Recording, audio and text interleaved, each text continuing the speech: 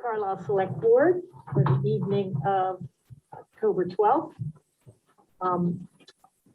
I will just quickly review the agenda before we begin. We have people in person. This is an in-person and also a remote meeting. I do want to begin, though, with just a particular note. That according to Massachusetts General Laws, Chapter 30A, Section 20G, no person shall address a meeting of a public body without permission of the chair, and all persons shall, at the request of the chair, be silent. Now, there's more to this statute, but I'm saying that just to remind all of us that as the chair of the select board, it's my responsibility to recognize people. And when you are recognized, you should please come up to one of the mics and state your name and your address. And if you are not recognized to speak, then you must remain silent. Thank you. So tonight we're going to have a few minutes for community input, and then Chief Fisher is here to give us the LEPC update. We will continue with our dangerous dog hearing that we began on September 28th. Then we have public hearings. Following that, we will have a conversation with Chief Fisher and Chief Soros about the goals for the police station and the fire department. And we'll have a review of the Green Cemetery fee structure, and there's some cemetery deed requests to consider.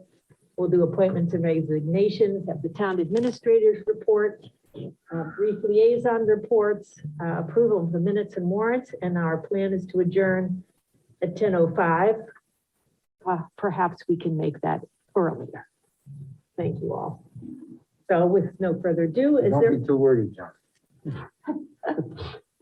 Please, if you are on joining us via Zoom, you can, I guess, indicate via your chat button by raising your hand, or your reactions button to raise your hand. And is there anyone here that would like to offer a comment in person for community input? Getting any response there, Tim, from anyone? I'm not seeing anyone. Okay. No. All right, well then let's move on. And Chief Fisher, thanks very much for joining us tonight. Yes, please. Well, thanks for having me. LEPC met this morning, and each department gave a report.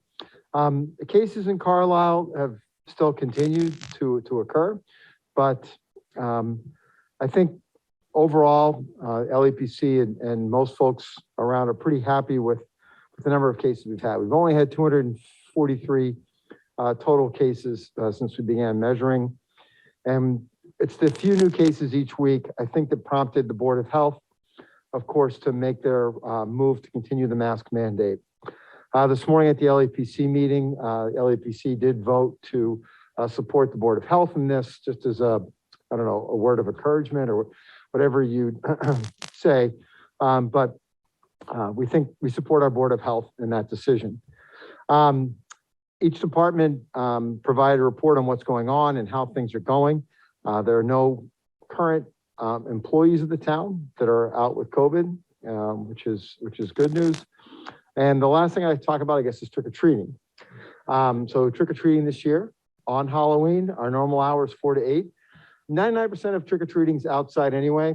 The only thing that we'd ask is that if our young folks are going into homes as visitors, we consider wearing a mask of this variety, not of the other variety, not of the I variety, this variety. I'd like to thank Jen for getting it up on the town website, and the Mosquito is also going to print this piece of news. But we're really looking forward to a happy and healthy Halloween. I do have each department's reports, but they were pretty much business as usual. Our folks that need to get shopping done for them are getting it done. The Council on Aging just continues to provide good opportunities after good opportunities for people in town. And I think most of the news was good news. If anybody has any particular thoughts or questions, I'd be happy to talk about them. All right, Nick DeCino, thank you for this opportunity. Thank you, Chief Fisher. I might just add that also the Board of Health and the Council on Aging conducted a very successful flu clinic, right, and thanks to St. Irene for supporting the town and hosting it. Now, we're scheduled to continue the hearing at 7:15. Tim, I assume I should wait, Probably, yeah. right? So why don't we take, the point? Yeah, I mean, the guys are here, do they want to start in their goal? No, you can't start it before. Yeah, just because the hearing's supposed to be at 7:15, so we can do a couple of other things first, though. So let's look at the appointments and resignations. That's pretty straightforward. That's number 8 on your agenda.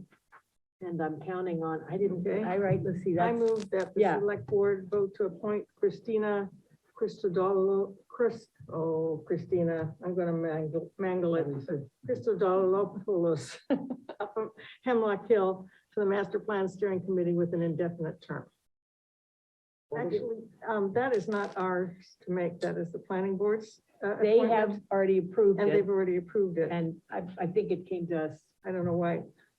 Well, I think it was an email sent to us. it was just an email of interest, and this is really not ours to Well, make. shall we just offer our support for that appointment? Yeah, Call. Christina has been a really valuable member, and valuable guest beforehand, and a valuable member. I think your question isn't whether or not she should be on it, it's whether or not are we the appointing authority? That's right? correct. Yeah. Yes. Are we the appointing authority? No, for we're the not. master plan? The planning board, It's so.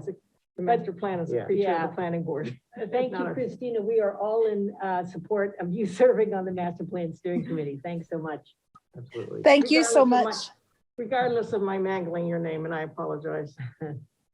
And then there's one other. That I move that Yeah. the select board vote to appoint Jeannie Janesco of Maple Street to serve on the Conservation Restriction Advisory Committee, or the CRAC, to a term that will expire June 30th, 2022. Second. Any discussion? I think this is an excellent choice of appointee. Jeannie is clearly up on her conservation stuff. All righty, let's just do it just by roll call vote. By voice vote. All in favor? Aye. Aye. Any opposed? All right, that passes unanimously. Great. 7:09. We didn't take up much time on that I one. need to do the Um, cemetery. deeds Let's after. look at the, cemetery deeds. That's number 7. That's I did. All right, I move that the select board vote to transfer land in the public burial ground to Miles King at 7 Park Street at Green Cemetery Lot C18 Grave 1. Do you want to do them all at the same time, or do you want to do one at a time? Is there any reason we can't do them all at once? No, as long as you reference all of them in the motion. Okay, and. Hold on 1 second, Kate. Ed, can you hear Kate? Because she's pretty far from the mic. Yeah. Okay, maybe, okay. Thank you. And I move that the select board vote to transfer land in the public burial ground to Paul and Shirley Nelson, 18 Countryside Road at Green Cemetery Lot D 329, graves 1 and 2. That's deed 764. The previous one, by the way, was deed 763. Deed 765, I move that the select board vote to transfer land in the public burial ground to Scott H. Seberg, 108 Stowe Street at Green Cemetery, Lot C24, graves 1, 2, 3, 4, 5, 6, 7, and 8. And deed 766, I move that the select board vote to transfer land in the public burial ground to Kenneth M. Deitch, 31 Laurel Road Drive at Green Cemetery, Lot D172, graves 1, 2, 3, and 4. Is there a second? Second. Any discussion? I hope none of these people are planning to let these, inflate and sell them at a profit later. Sell them back. Do we have, well, I guess what I'm asking is, do we have language in our deeds that says that if they turn them back, they get them turned back for the price that they bought them for? I would Not know. Don't know, but, Just I mean, you wouldn't refund more than what they paid for it. Well, Yeah. They will refund it. well, if we're selling them at a higher price later because we're contemplating raising the fees, I'm just wondering, that it's what made me wonder. Because we have had lots turned back, and we have paid the price that they paid originally, Yeah, what they paid originally, yeah. but I'm You just have to wondering. provide a receipt, and if not, then it's the lowest price within the past, what, 90 days? Yeah, no, I mean, I would think that they get it for what they paid for. Well, I don't know if there's any language one way or the other, and I'm just, it's an idle Well, question maybe, but, we can take a look at that, or, okay. outside of the meeting. But in the meantime, let's take a voice vote, please. All those in favor? Aye. Any opposed? All right, the motion carries unanimously. 7:12. Let's just look briefly. Oh, actually, Kate, do you want to do the quick ARPA liaison report? Oh, the ARPA committee met, and we missed having Tim with us. So the question was, the real intent of the charge of for the committee, and whether, the select board would like to have Tim be president of these meetings, because he has a lot of knowledge that the volunteers, even though as well as they try to prepare and research and read, don't have, and would, certainly, I think, get some valuable guidance from Tim. So, and I wasn't quite sure how to handle that, because we could ask Tim, but then, I mean, not feel that should be there, and I just wanted to make it clear from the board's perspective whether he should be there or not. So why don't we take this up at the next select board meeting, or whenever you think, Tim, we might know a little bit more about audit team that we may want to consider. Yeah, Support the ARPA committee. Today, yep. Yeah, okay, that'd be great. It is 7:14. I want to 1 minute necessary.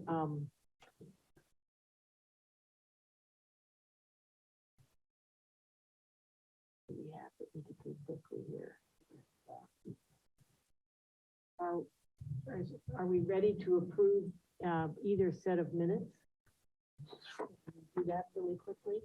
Okay, I had a change on the Way at first set. end of your packet, if people want to take a look at that. I had an amendment I wanted to offer to the first set, but I can, I always, That's the September 14th. the 14th ones. Is it a big change? Well,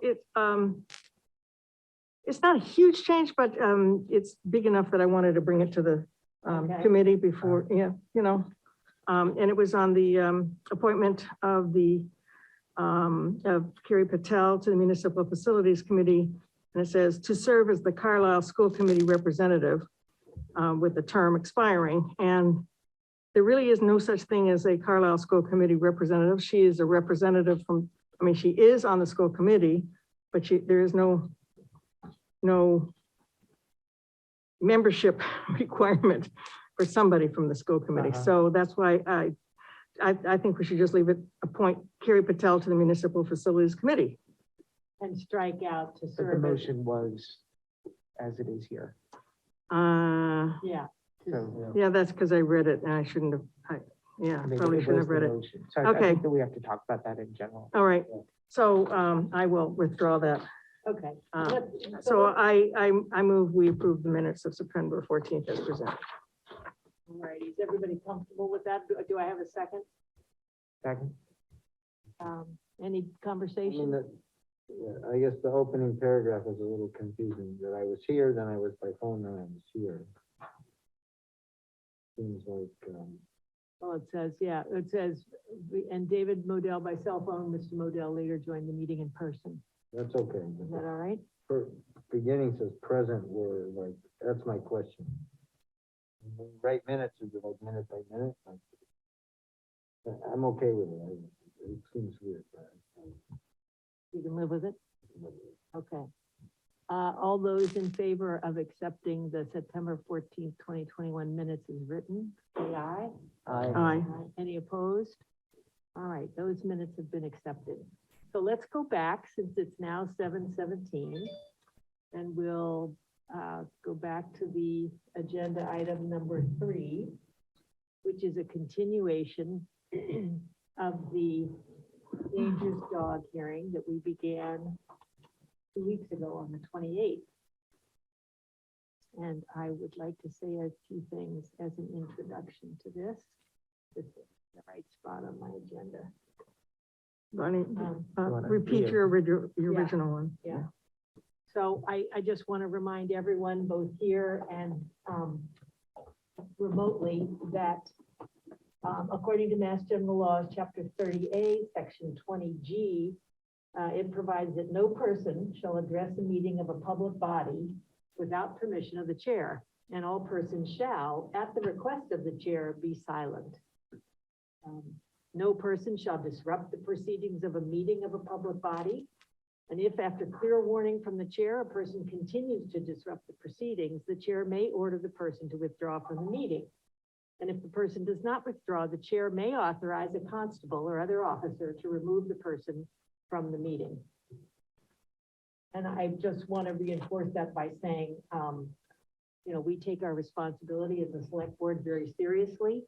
And this hearing is set up in a particular way where we will hear testimony. And then when that testimony has been completed, we will close the hearing. And that's when the select board deliberates. And during that deliberation, we are not going to hear from anyone in the audience. You may not raise your hand, you may not call out. Once the hearing of the testimony has been completed, then it's our job to deliberate and reach a finding. So with that said, we have on record the testimony and the evidence that was provided 2 weeks ago. We have some additional testimony, I believe, tonight. If you are interested in offering testimony, what I'd like to do is have you, if you're in the room, stand up. If you're going to do that via Zoom, to raise your hand, and I'd just like to swear in everyone at once that is planning to testify. So why don't you stand up if you're planning to offer? I asked you last week at the end of the meeting. If there was gonna be more- Excuse me, did I recognize you? I thought you did, I'm sorry. No, so, Why don't you repeat the rules, because I don't think they got it. Oh, I just want to ask a question. well, then just sit down for a minute. Okay, thanks. So, if you have a question about the proceedings, please raise your hand. Did you want to, Dave, did you want to speak? Yes. I Okay. specifically Why don't you asked come up to the mic I and specifically hang asked the on, board. give your name and address? My name is David Buckingham, you live at 480 South Street. I specifically asked the board at the end of the meeting last week if there would be more testimony, and you specifically told me no. Specifically, it's on record, specifically, I asked you, and you specifically said no.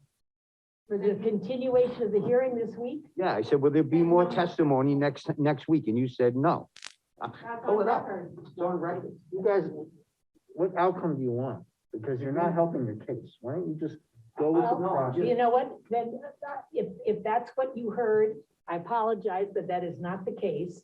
So That's not what I please- heard, that's what I was I told. said, if that's what you heard, I apologize, but that's not the case. Tonight, we are hearing additional testimony. My suggestion to you would be to sit down and consider whether or not you or Donna want to offer. Shauna, sorry, want to offer any additional testimony. I believe anyway, that's all I'm going to say. All right, So why don't you fine. consider whether or not you want to get up and say anything in addition once the hearing begins? Anything new, Say it again? anything new Yes. that we So haven't that's heard. the other instruction I'd like to give to everyone, which is, we heard all the testimony 2 weeks ago. We had things submitted in writing, which we've considered. And so tonight it'd be helpful if you do want to say something to keep it relevant to the specific issues of the various incidents that were reported about the dog. And secondly, that it'd be new information and that you try to keep it brief. So I'll swear people in one at a time, and then you can think about what you want to do. So Jean, why don't you come on up as our dog officer?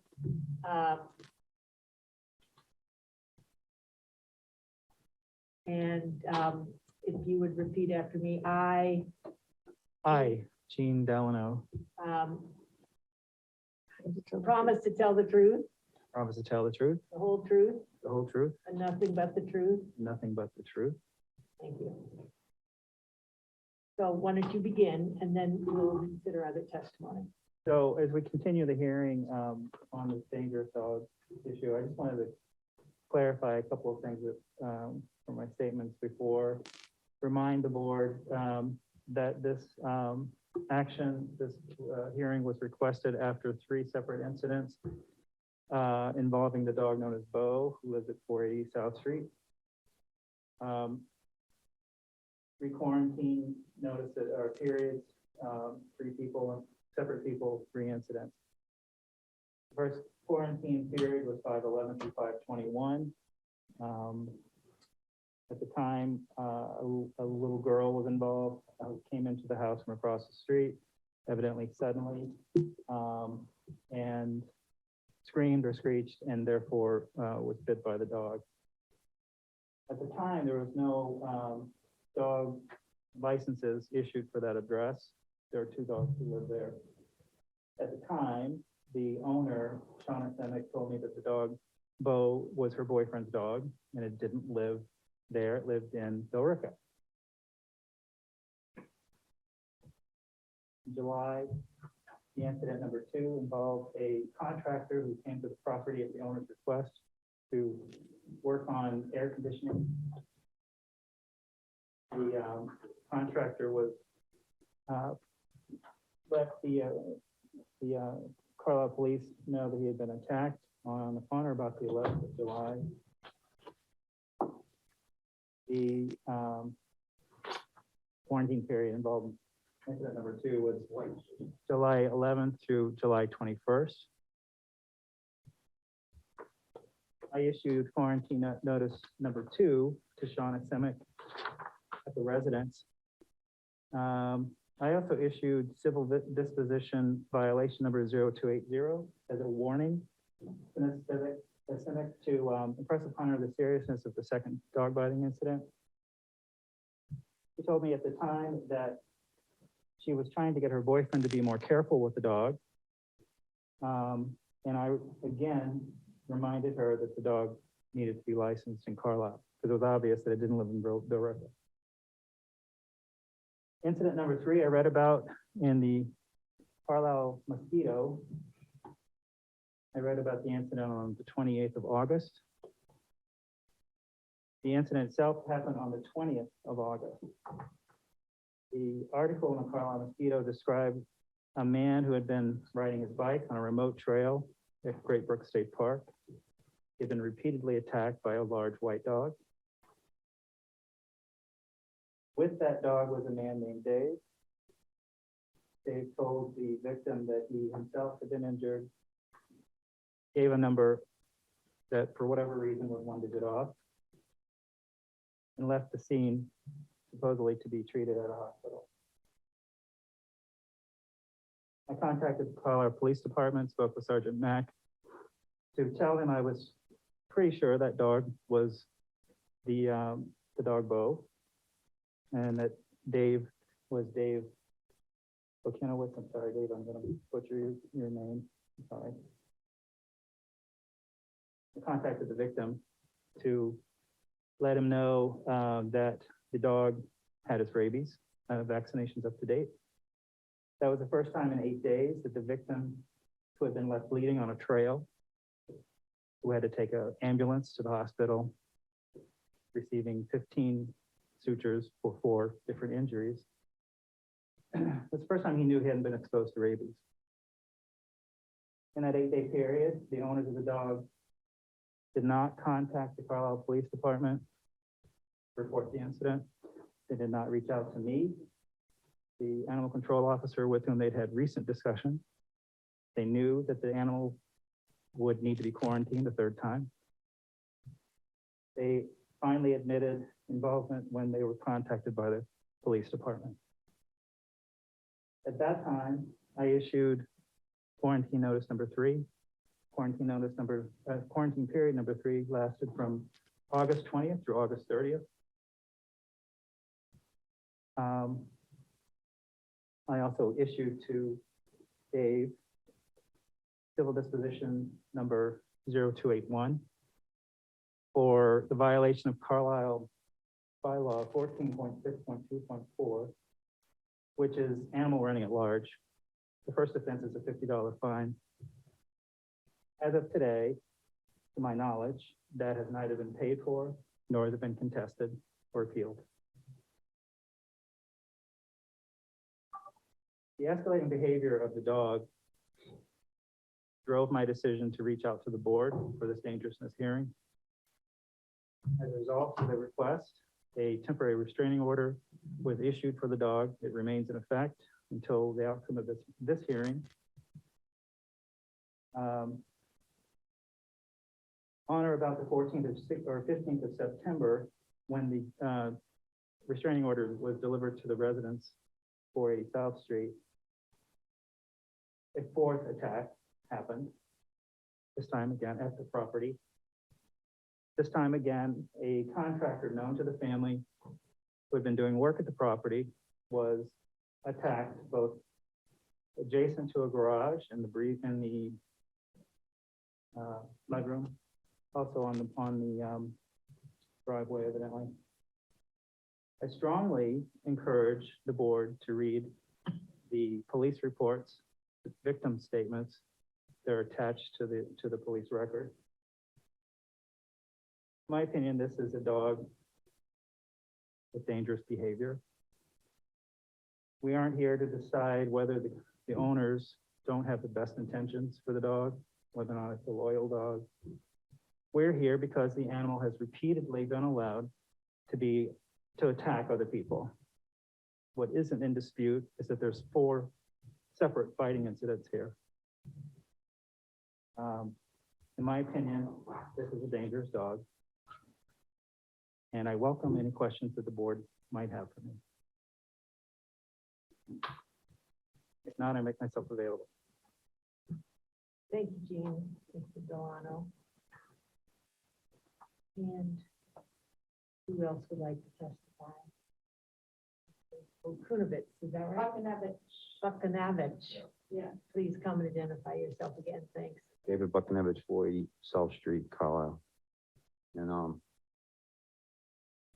so I understand, you want to,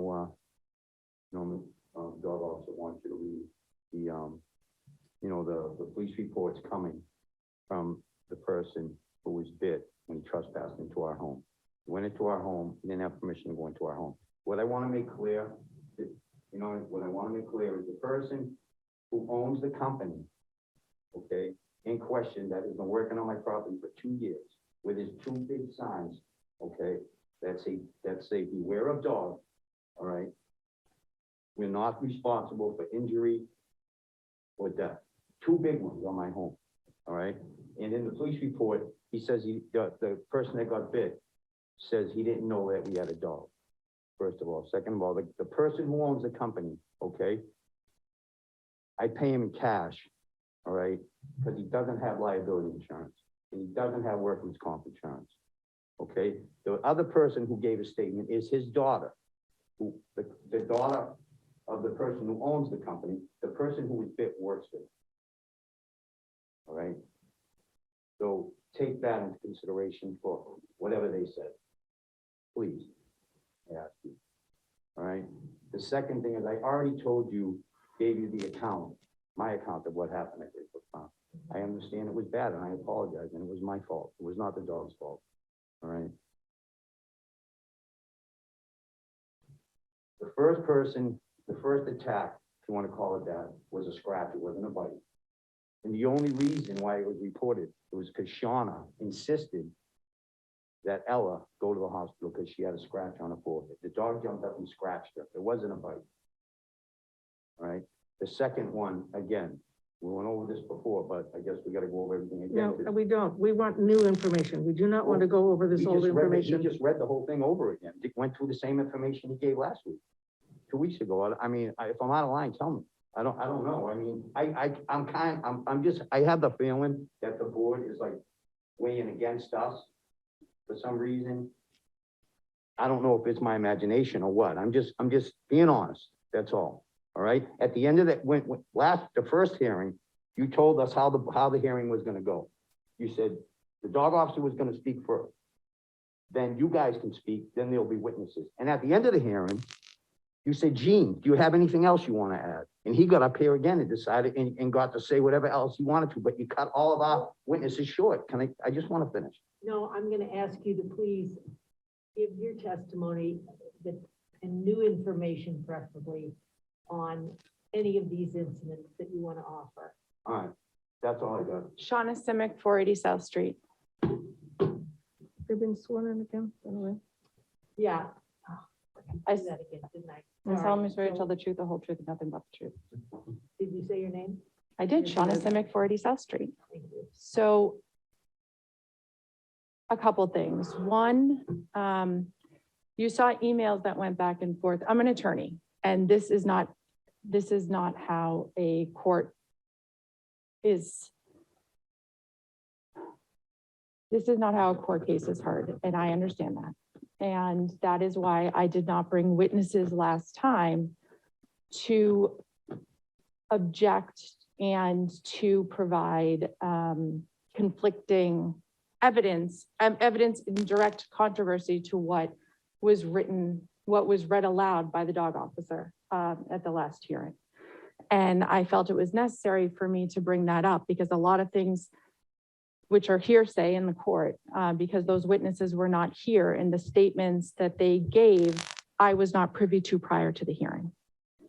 And I had direct evidence that conflicts with a lot of what was said, which I wrote in some of the emails.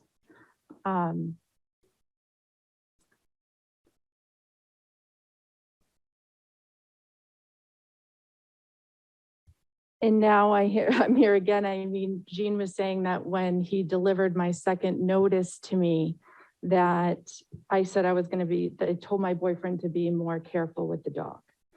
I don't recall that. Just like when the dog officer stated that I didn't give a statement, I was never asked for a statement, never. Not once has I ever been asked about a statement. In fact, what Gene and I discussed was how his dog bit someone and how he got sued for it. That's what we discussed when he came to my house. He never asked at any time that he came to my house to see the beware of dog signs, to ask me what happened, to take my account of the information, to see where the incident took place. Is the he, Shauna? I'm sorry, Who is Gene the- never, Mr. Delano never did.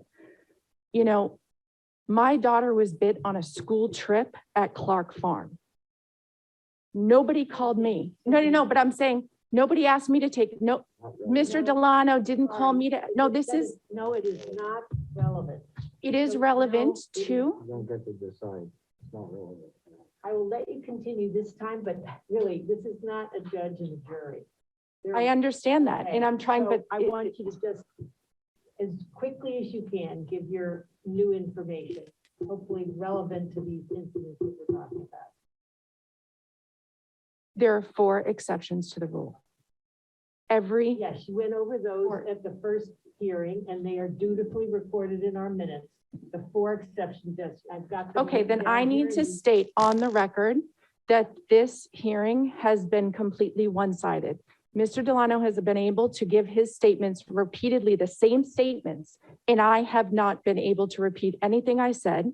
I have been shut down repeatedly. My witnesses were shut down repeatedly. I was instructed at the last hearing that no more testimony would be given. Had more testimony going to be given, I would have had every single witness, every single person that was present or had other information about every incident that occurred that Mr. Delano spoke about. I had other witnesses at the incidents. I did not bring them all and parade them all because I was told that it was going to be no other testimony was going to be given. My dog is a protective dog. My dog protects the home. He is allowed to protect the home. Okay, there have been many incidents recently of break-ins. Ferns was broken into. Excuse me, that's not relevant. I'm sorry. I know you want to say more, but please, if you Okay. have something to say I'm gonna about keep going one then. of the 4 incidents, please offer it as concisely as you can. We are not going to go beyond quarter of in hearing. Mr. testimony. Delano stated that the Bo did not live in my home and my boyfriend did not live in my home. That is correct. He did not at that time. He moved in after the fact. So that is why. Second, the citation that was provided to me about being off leash was the reason for the citation. It said off leash. A dog is allowed to be off leash in Great Brook Farm. Under control. It's not allowed in Great Brook Farm. It is allowed, State parks require dogs to be on leash. not It's in their COVID, it's written in COVID, it's in their on, documentation. it is on the documentation that Great Brook Farm Under is the control. off I think it's time for leash. your No, gavel. I have, would you like proof? It's Yes, I off would, leash. I would. Okay, like I to will see give that to you. I don't agree with that. It is listed as an off leash state park in the, It may be, but It I, is. from my own experience walking my dogs there, I was approached by a park officer who said during COVID, Yes. dogs are required to be on leashes. it is not posted anywhere. I'm just saying, but, and irrespective of that, if the question is, was the dog under control or not? We have Mr. B's statement that he was not under his control, that he lost sight of the dog. So let's go on. Who's and let's- Mr. B? I'm sorry, I don't want to botch his last name again. That's correct. All right, so let's continue. If you want to say something about the other incidents, go ahead.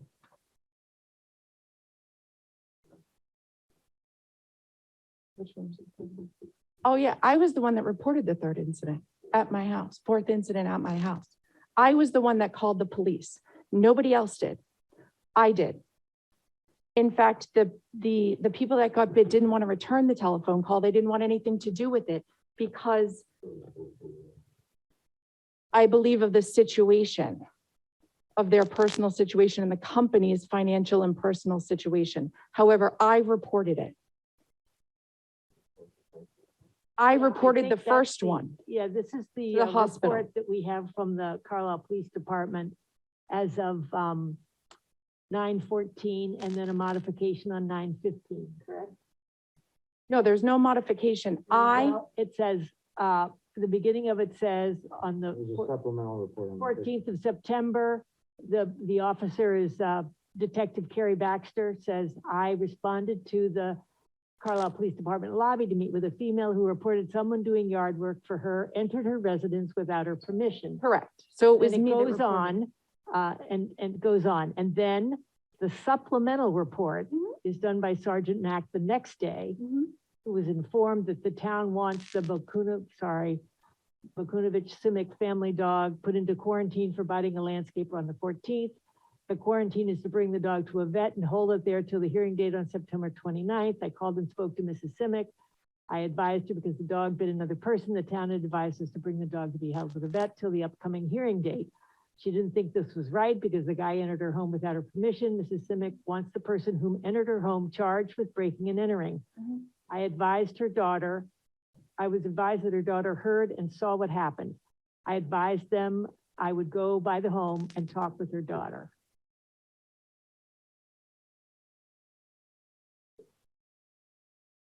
And I think this next one is different. Yeah, and then on 9/16, this is reported by Officer Michael Photo.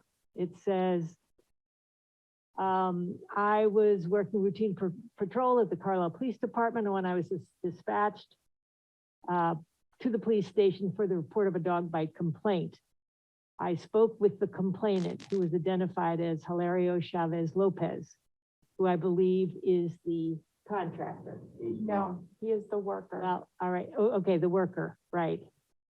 I noticed immediately upon speaking with him, I noticed several injuries to his left arm, which had been sutured. Those injuries were later photographed and attached to this file. Anyway, Hilario gives a very specific statement about what happened. And at the end of the statement, it says, it should be noted that after speaking with Hilario, I was made aware that Simic filed a report in reference to this incident. And then we have another report, a supplemental report from Sergeant Mack on 9/16. It says, on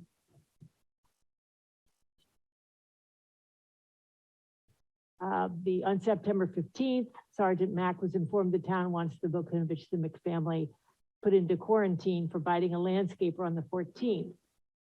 The quarantine is to bring the dog to a vet and hold until the hearing date. So I have to address that Hold on, incident? hang on one Okay. second, let me Yeah, just finish. sure. I advised Mrs. Simic, because the dog bit another person, that the town advised us to have you bring the dog to be held at the vet till the upcoming hearing date. Oh, this is what I'd read before, so. So et the cetera. town. Hang on, Oh, but then he sorry. adds another paragraph. I went to the home Mhm. and spoke with the daughter, Summer Simic. Mhm. She stated that she and the dogs heard the door open. The dogs got up from their beds, went downstairs when they heard the noise. The white dog then went outside after the person that had entered the home. Mrs. Simic reports seeing the victim poking the dog with a rake. Summer and Miss Mrs. Simic, my daughter, reported not Mrs. when going down the stairs, the door leading from the mudroom to the outside was open, but the mudroom to the garage door was closed. The Simics wanted me to believe this is what most dogs do, is bite anyone that comes into a home without permission. After looking at the layout of the garage and mudroom and not talking to the victim, the victim may have brought items into the garage where they had been storing items. He may have closed the garage doors from the inside and then exited the garage going through a mudroom to exit the home. It's unclear after talking with the owners of the dog if they were going to follow the order of bringing the dog to be held at the vet's. They asked what would happen if they didn't bring it to the vet. I advised I didn't know. Mr. Bokunovich stated before I left that he was going to bring the dog somewhere. So I called the. Hang on, I'm gonna let you, because Yeah. this police report has more information, which is, and this is from Michael Photo again. So, the two individuals who were working with Hilario on the 14th arrived at the Carlisle Police Department to speak with me about what they observed. So this is Modesto Chavez Lopez and his daughter, Maritza Chavez Lopez. And, because the daughter was helping to translate some of the questions to her father.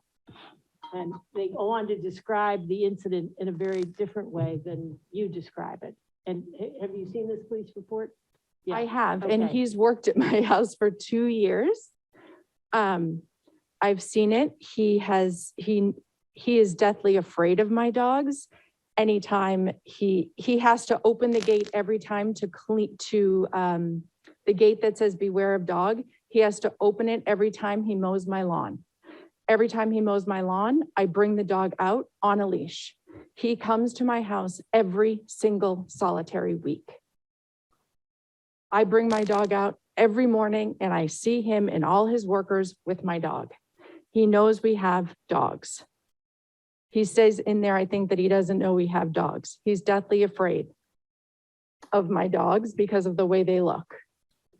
I always have him on a leash. So there's beware of dog signs. Okay. Well, let me just read one other part of this. And I Sure. would like to hear from Sure. Dave, your response to this. It says, Modesto stated that he'd been at work at the residence since the prior week.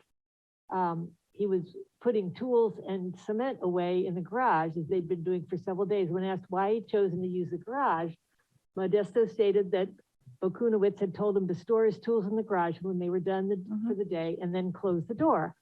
I asked Modesto how he knew to shut the garage door, and he had said that Mr. Bokunovich had instructed him where the overhead door closer was located within the garage, and then instructed them to leave after the door had closed through the mudroom, which connected to the residence to the garage.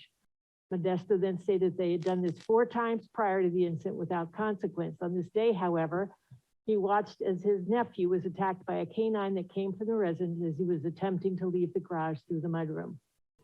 Modesto then advised that after his nephew had broken away and begun running, the woman who lived at the residence came outside and grabbed the canine. Modesto stated that she then began to negotiate while she was on the phone with Bokunovitz with them. Simic stated several times for them not to report this to the police and to say that this occurred in Lowell. Modesto then placed his nephew, whom he observed as having several injuries to his left arm, into his vehicle and transported him to Lowell General Hospital. In speaking with Modesto's daughter, she stated that she'd witnessed everything the way her father described.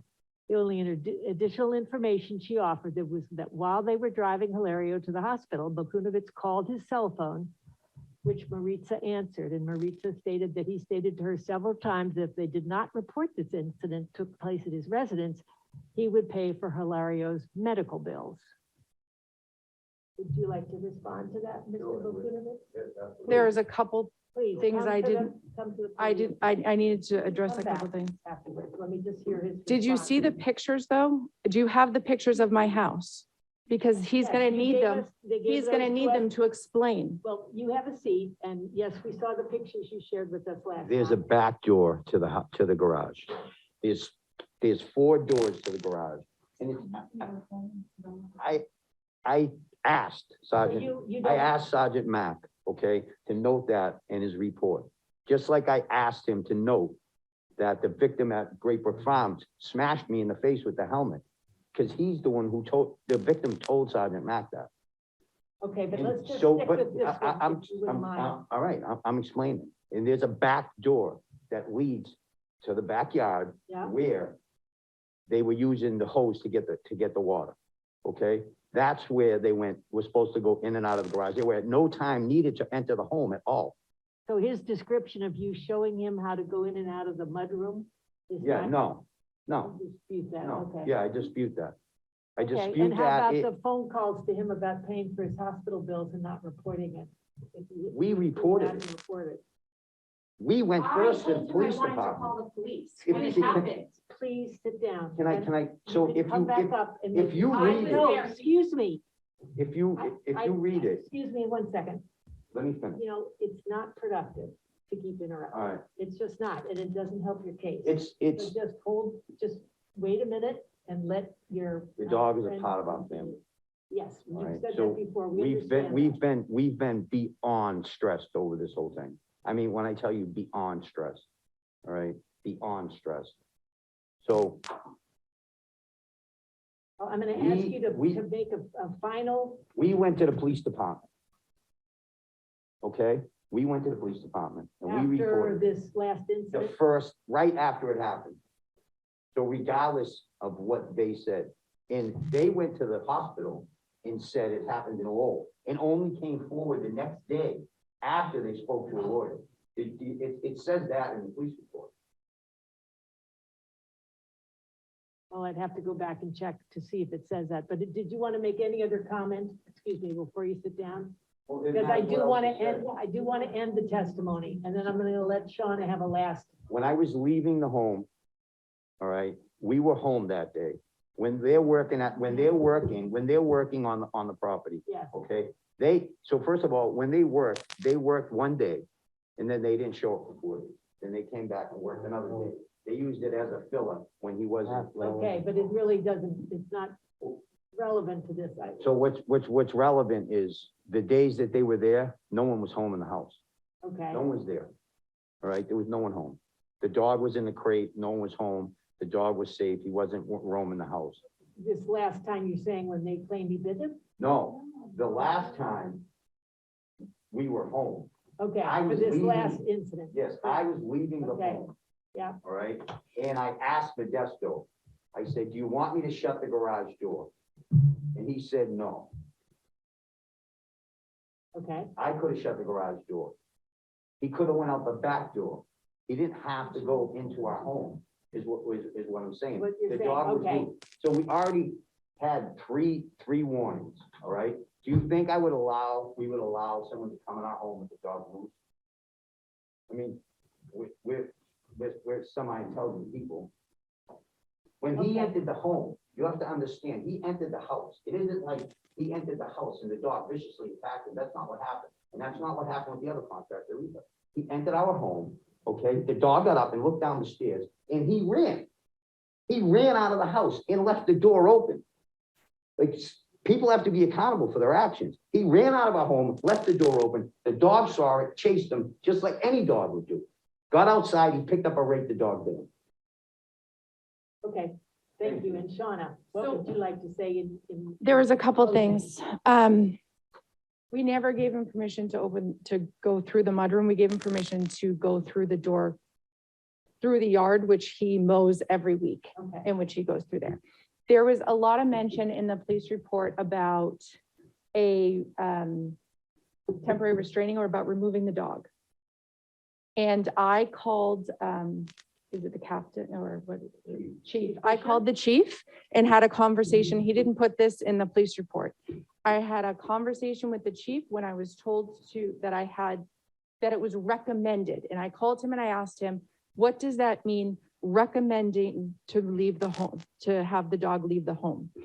And he said, I cannot order you. I cannot, because I said I have to be served with a notice.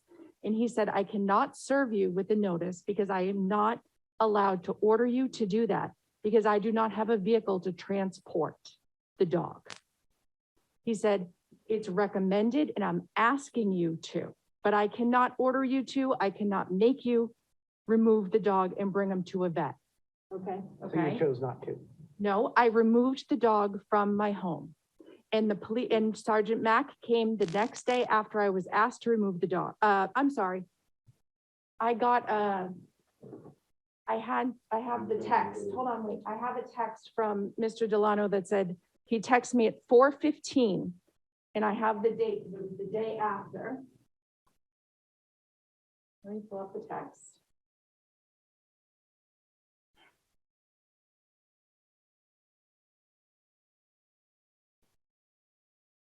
So it was on September 21st. I believe it was on the 20th that I was asked to remove the dog from the home. And I got a text at 4:15 saying, Shauna, I need to deliver your 4th quarantine order for Bo. Are you available? I was reading with my daughter and didn't respond. Mr. Delano then contacted the police 20 minutes later at 4:35, because it was in the Carlisle Mosquito, and asked an officer to come serve me.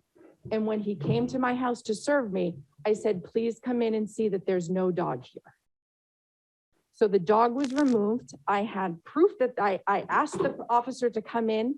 I asked, I think, Sergeant Mack was there the next day. Oh yes, Sergeant Mack was at my house the following day after I was served as well. And I asked him if he would like to come in my house and see that the dog has been removed from my home. And he said, yes, I see the dog is not there. I do not hear him. I said, please, would you like to come in my house so you can report that the dog is not here? And he said, no, that's not necessary. None of this is in any of the report. All it says in the report is that I was recommended, which you can't order, no one could order me to do. And even though I was not ordered to, I did it. okay, Because it keeps, Thank you. I complied. okay.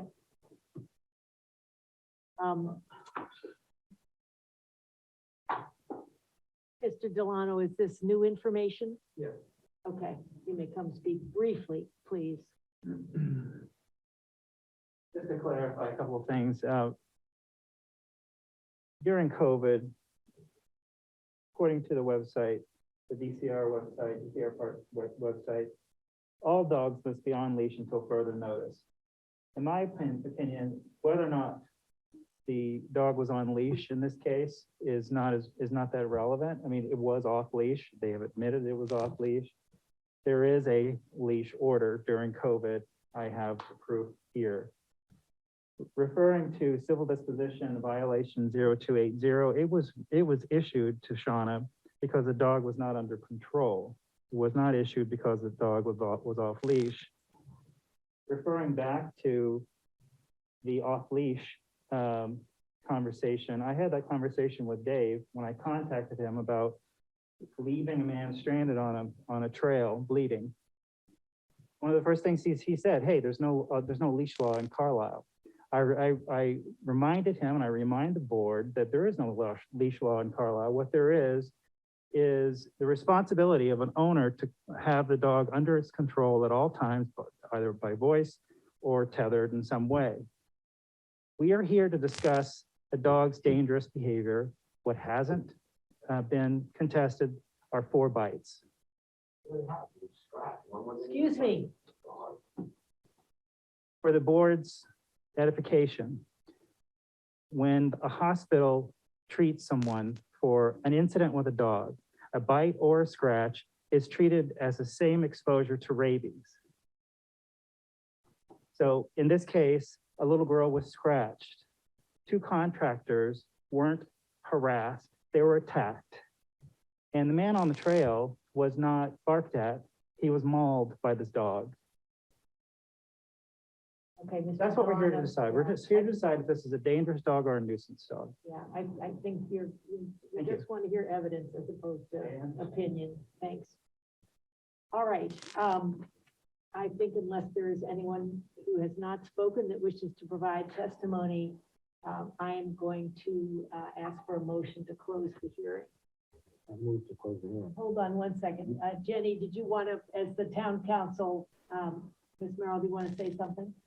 Yeah, I was just going to say, before you close the hearing, I think it might be useful to just go over the list of documents and pictures that we have in evidence, because I think Okay, we received a couple things. yes. Do you want me to add the things that are new this evening or? Yeah, I think we've got a pretty well, it might be good to go through the whole list. Okay. So what was presented to the board at the last hearing was the dog officer's initial 8/2021 memo to the select board, a September 10th certified notice of dangerous dog hearing sent to the dog owners, a July 11th, 21 civil violation notice, incident number 2 at 480 South Street, a 7/11/21 order of quarantine, incident number 2 at 480 South Street, 8/20/21 Carlisle police reports, Ray incident 3 at Great Brook State Park, a temporary restraint order concerning incident 3 at Great Brook State Park. On 9/15, the Carlisle police reports regarding incident number 4 at 480 South Street. On 9/21, the order of quarantine, incident number 4 at 480 South Street. In addition, we had a letter from the dog owners dated 9/21/21. We also heard testimony from the civics, the dog owners, but also from the dog trainer and Jason Sullivan and, sorry, what's the last name? Suderman, sorry, Jason Suderman and Harry White.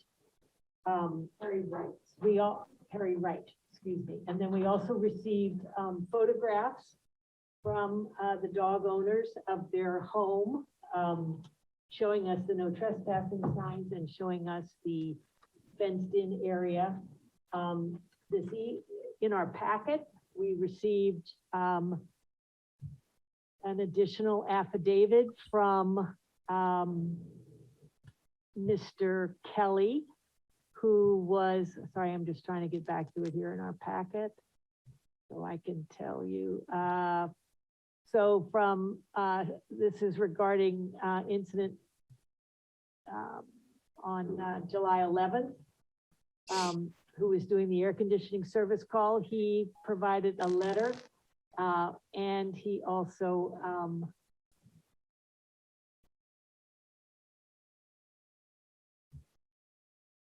I believe this is the one. Is this the one that also provided us with photographs of his torn pants? Yes.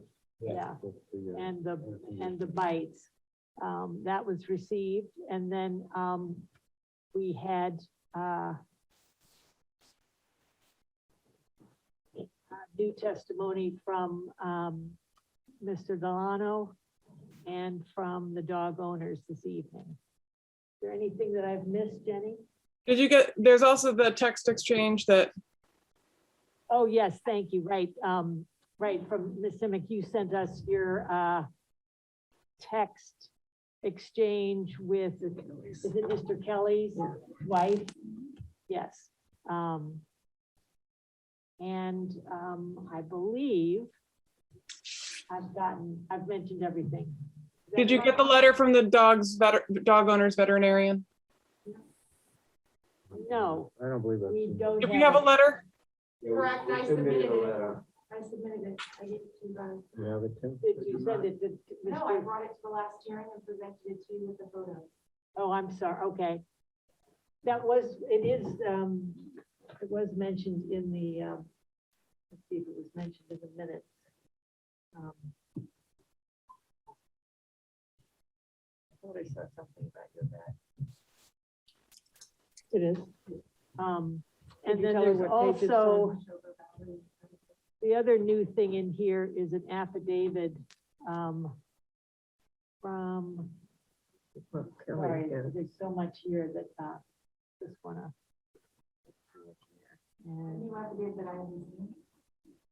all right, here's the information from you, the email from you.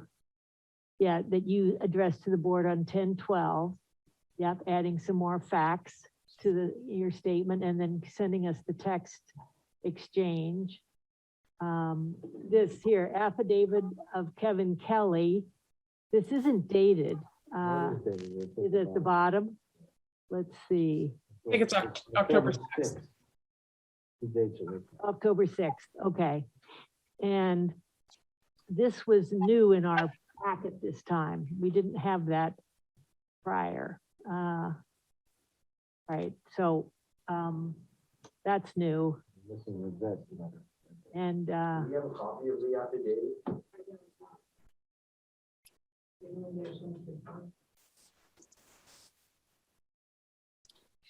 was that provided to the dog owners? Or I was not provided anything, Nothing. nothing. Zero. I was not provided anything. Excuse me, let's see. Ms. Merrill, is that something we should have provided to the dog owners? You can provide it. It's a public record, so if they'd like a copy, they can have one. No, but I mean in advance of this, the continuation of the hearing? You didn't have to. I mean, if you'd like, you could read it into the record right now. Well, it's a pretty long. It's long. Gotta continue the hearing. Yeah. Give them all the documents. So, but I'm happy to give you a copy of this. Make sure we, I'll need that for my attorney. yeah, fine. So, I believe that is,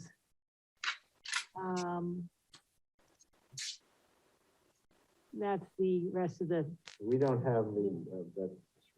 well, we received, I believe we received in that pile of papers that we got at the last hearing. It included the photographs. I haven't seen that one. Yeah. Yeah, it was in the handout we got after the meeting. And I guess we had just one copy of the photographs. So I don't know, Jen, did you end up taking the copy of the photographs? Yeah, and was the letter from the vet in there? Yeah. Okay, thank you. All right, I think that covers all the documentation we received. So with that, I would like to take a motion to double check that I'm doing the right thing here.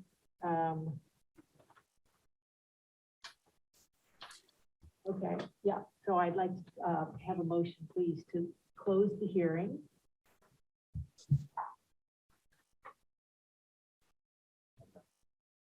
I don't know. Let somebody else can move. I moved to close the public hearing. Okay, do I have a second? Second. Any more discussion? All those in favor, signify by saying aye. Any opposed? Okay, then the hearing is closed. So now, our job as the select board is to consider the evidence and the testimony that's been presented at the two hearings, and based on what we've heard and seen, what we believe to be credible evidence that will allow us to make a determination first of all, about whether we think the dog in question is deemed a dangerous dog or a nuisance dog. And does anyone want to lead off with a comment or an opinion, I guess, about which they believe we should We consider? received the definition from Dean last time. From Isn't it Ms. Jenny defined? Merrill? Yeah, Jenny Legal actually counsel, read it. yes. Perhaps Jenny could reread those. Yeah, could you just review what those? Jenny, two- would you mind rereading the description of a nuisance dog and a dangerous dog? I sure will. Okay. And my apologies, Chief Fisher and Chief Starrows. I'm sorry, it's taken longer than we thought. Appreciate you being here.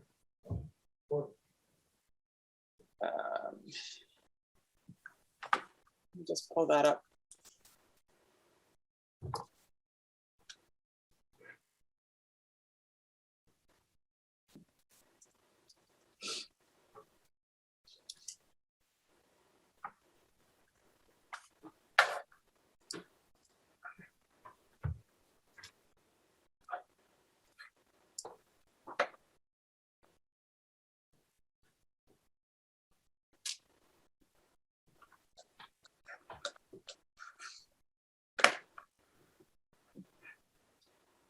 Almost there.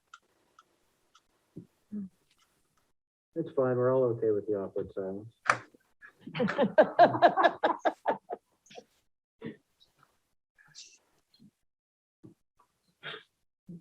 Okay. So.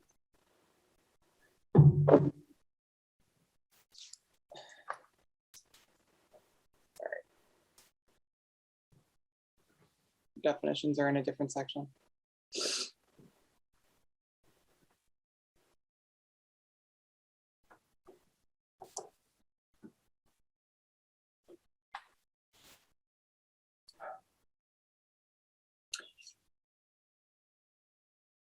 A nuisance dog is a dog that, by excessive barking or other disturbance, is a source of annoyance to a sick person residing in the vicinity, or 2, by excessive barking causing damage or other interference. A reasonable person would find such behavior disruptive to one's quiet and peaceful enjoyment. Or 3, has threatened or attacked livestock, a domestic animal or person, but such threat or attack was not a grossly disproportionate reaction under all the circumstances. Okay, so let's pause there if you would, Jenny. Does anyone here think that the dog should be considered a nuisance dog? Anyone? Okay, so Jenny, then if you read the description for a dangerous dog, please. Sure.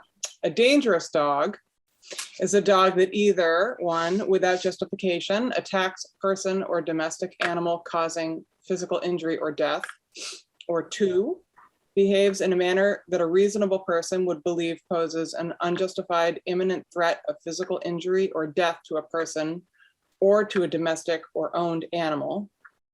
However, you cannot, so that's the definition, but then the statute goes on to say a dog cannot be deemed dangerous, 1, solely based upon growling or barking, or solely growling and barking. 2, based on the breed of the dog. 3, if the dog was reacting to another animal or to a person, and the dog's reaction was not grossly disproportionate to any of the following circumstances. 1, the dog was protecting or defending itself, its offspring, another domestic animal, or a person from attack or assault. 2, the person who was attacked or threatened by the dog was committing a crime upon the person or property of the owner or keeper of the dog. 3, the person attacked or threatened by the dog was engaged in teasing, tormenting, battering, assaulting, injuring, or otherwise provoking the dog. Or 4, at the time of the attack or threat, the person or animal that was attacked or threatened by the dog had breached an enclosure or structure in which the dog was kept apart from the public. Thank you. You're welcome. So I would say, and see if you all agree with me, that under the exclusions for a dog being considered a dangerous dog, that growling and barking, that was not what was going on. This was biting, and we're not considering the breed. Breed is immaterial. And then the question is, for any of these incidents, was the reaction of the dog disproportionate to what was happening? And so I guess first,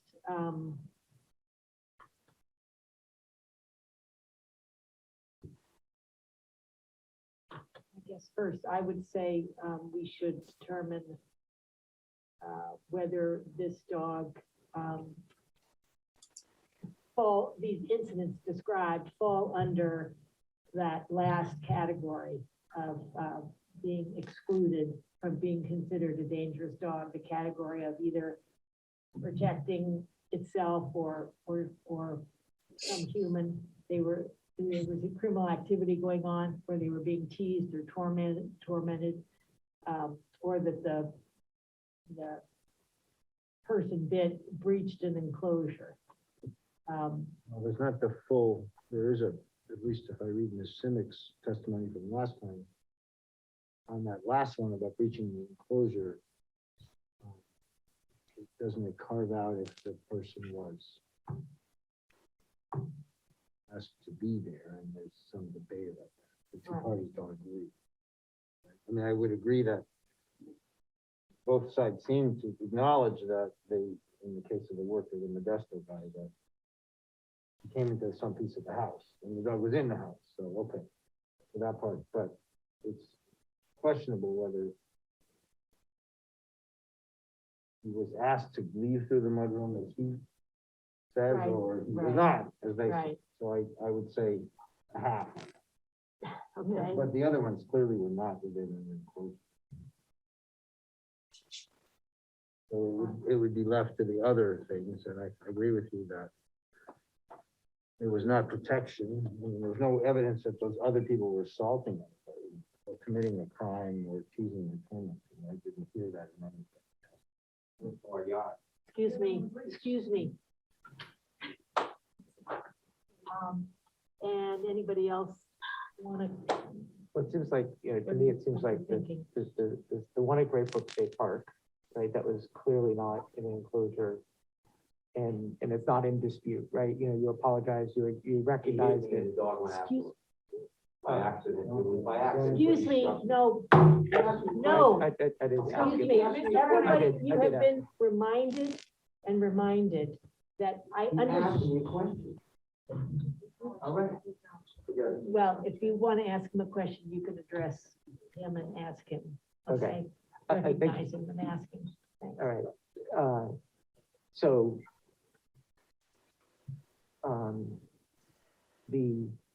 the Great Brook State Park one, there clearly was an enclosure. The other one, from the testimony that I read, the person was working in the backyard, right? The air conditioner, the person working on the air Yeah. conditioning, incident number 2. Yeah. So, I mean, I think I agree with David, that, the one that would be, it's like the third one, right? I mean, it's kind of like which testimony do you take, the fourth one, right? Sorry. It's like which testimony do you take?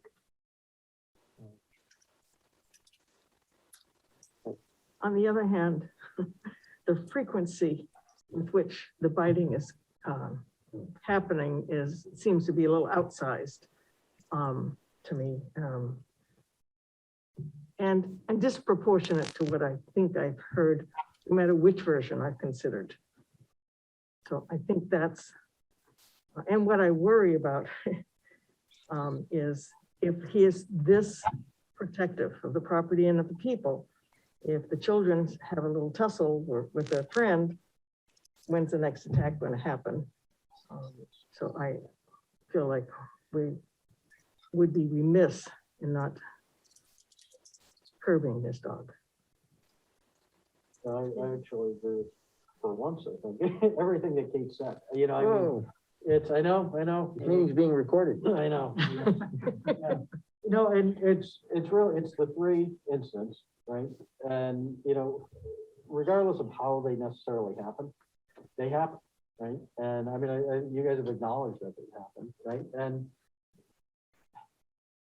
yeah, it's not a good situation, but, I mean, they've happened, right? So, and the Great Brook Park one, I think, that's the one that obviously nobody can really dispute any of those points, so.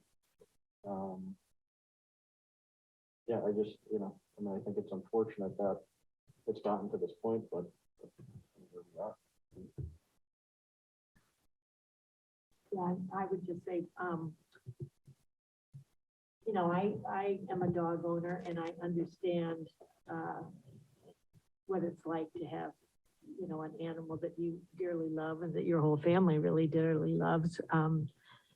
And yet, if you have a dog that has bitten 3 people and scratched another, regardless of the circumstances, you have a dog that will bite. And I would agree that the Great Brook Park incident is the most disturbing because it was the most severe. So it sounds to me like we are all in agreement that we should designate this as a dangerous dog. Is that correct? Then, would one of you make that motion because we need to take a vote? I move that the dog in question be considered as dog as defined by the MGL, whatever, The statute, state The statute. state statute. state statute. Second. All right, any more discussion? I would like just ask, so what does that mean? Well, then we get to Well, the run. next step is up to Step 2. us then, to look at there are specific remedies that we are They unfortunately were not. required included in this to packet. consider and then to vote on tonight. Okay. And we're gonna go over those next. Okay. All right. So, any other questions or comments? All right, so all those in favor? Aye. Any opposed? All right, then that motion carries that this dog be declared a dangerous dog. So let's look at the options, yeah, in this case, they're called orders, but it's the remedies. So, one is that we can order that the dog be humanely restrained, provided the dog shall not be chained, tethered, or otherwise tied to an inanimate object, including but not limited to a tree, post, or building. The second order is that the dog be confined to the premises of the keeper of the dog, or however, provided that confined shall mean securely confined indoors or continued confined outdoors in a securely enclosed and locked pen or a dog run area upon the premises of the owner or keeper, provided further that such pen or dog run shall have a secure roof, and if such enclosure has no floor secured to the sides thereof, the sides shall be embedded into the ground for not less than 2 feet. And provided further that within the confines of such pen or dog run, a doghouse or proper shelter from the elements shall be provided to protect the dog. So those are the first 2. Third, we can order that when the dog is removed from the premises of the owner or the premises of the person keeping the dog shall be securely and humanely muzzled and restrained with a chain or other tethering device having a minimum tensile strength of 300 pounds and not exceeding 3 feet in length.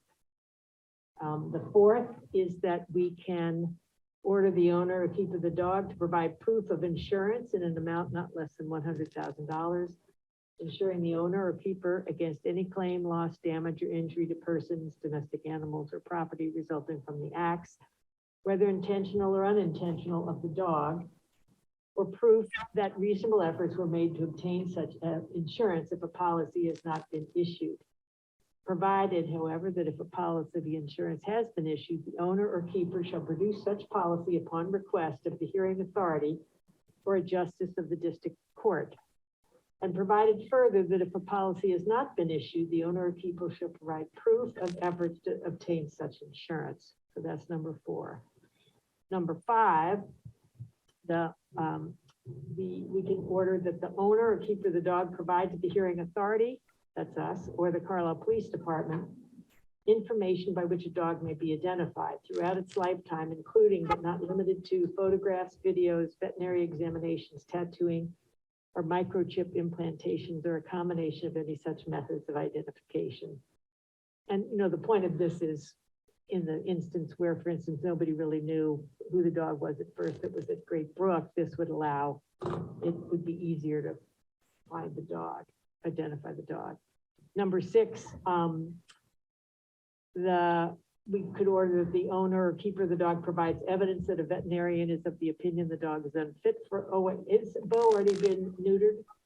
Yeah, okay, so this is irrelevant, number 6. And number 7, we could order that the dog be humanely euthanized.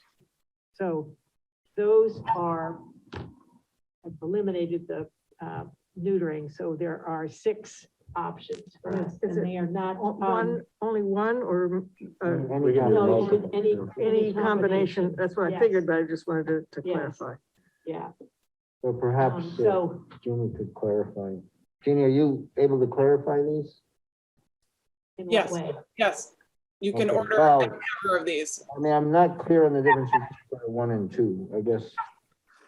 I mean, I get it that if the dog's being walked in number 3, the muzzle and restraint on the leash, so I get that. But when the dog's not being walked, what's really the difference between 1 and 2? 1 is, it's not clear. So I think, two is sort of an extra level of steps to restrain the dog. That were- 2, that they just can't be loose in the yard, it'd have to be in a, like a run, right? Yes. Okay, so it's not Well, just good enough to be. in a But it's a fenced run, yard. I mean, it talks about a roof, but, I mean, a fenced-in area that's tall enough that the dog can't jump, is that okay? Yeah, The roof seems plus, pretty well, they're extreme. talking about basically a dog. You're talking about a dog run. Within the gated The dog area, run, within the fenced area, so the dog has an enclosure from the weather. That's right.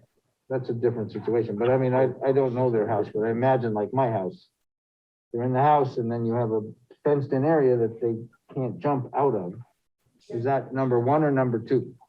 I would call that number 1. I think, number 2 would be a bit more, I mean, you have to keep it buried in the ground or have a floor, which a typical fence doesn't I have mean, that. it seems to me the intention of these things, not euthanizing and stuff, but the intention of these is if you can't control your dog by behavioral means, you control your dog by physical means, right? Yeah. In the house, in a fenced-in area, and if you take your dog for a walk, you muzzle him and you keep him on a short leash, and you have to be under control.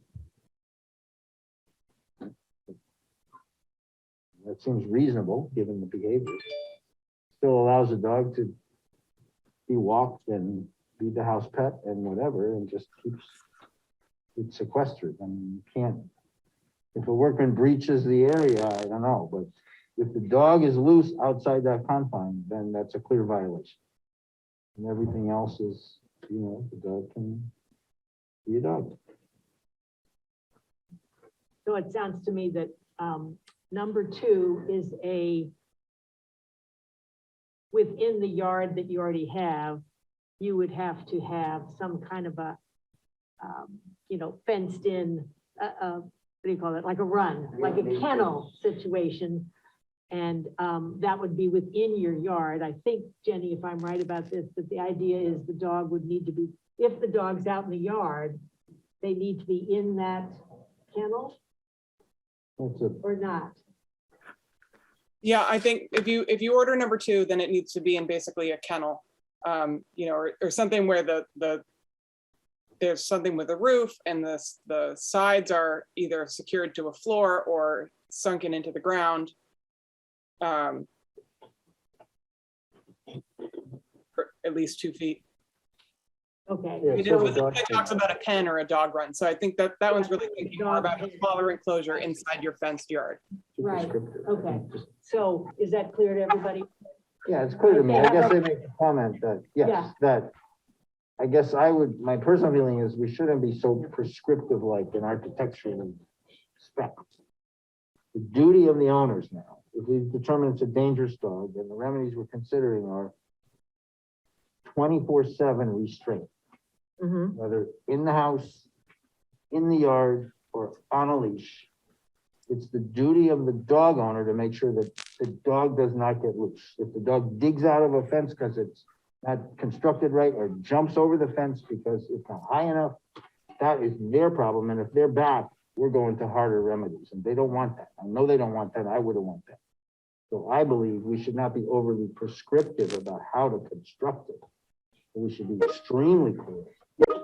If they come back, it's a bad thing, so make sure that whatever you do, that dog's under control. So that's my, Other comments? I completely agree with what you just said. Where I struggle a little bit is how do we address the ones that are happening in the yard Yes. by workers? That's number 2. They're stating that there's a beware of dog sign, that somebody came in, Well, if they- it's not, wasn't went into the- expected. If we look at the first one, or the second one, which was the HVAC, Yeah. how, I think that would still apply, right? I mean, somehow it needs to be constrained when people, it's not okay just to hide behind kind of a beware of dog sign. If No, there are they've got people to going into the prescribe it. house, or if there are people going into the yard, if there are more bites, that's still, I think, another serious I think issue. when that they we would have to work address. people, they're gonna have an extra level. I mean, my dogs are not a threat, but they do bark. If we have somebody coming, we put them in the bedroom, we shut the door. Like, we do that, right? You're just gonna they just Yeah, have to but be. we've got to, I get you, because I do the same thing, but we've got to figure out what within the regulations we can do and what we decide we Right. want to do. No, but I'm making. Yeah. I would I'm say making a they, case they for one already and two. have, Yes, That's what I'm doing. okay. I think they already have number 1, they have a fully fenced in yard, and 2 people have been bitten in that yard. So I think we have to go to 2. One person is big. Can I Yeah, see I will that, can I just- see that? Yeah, direction? I would just clarify that, one of the bites happened out in the front yard when the guy ran out the door, Oh, it doesn't- by his own account as well as, and then the other one was in the yard. But, yeah, I hear your point. So one is sort of off the table because they're already doing that. Yep. Okay, so I think we need to consider number 2, which is to require them to construct an additional pen of some sort in the yard. And so the dog is in that pen when anybody comes into the yard, it's not the family.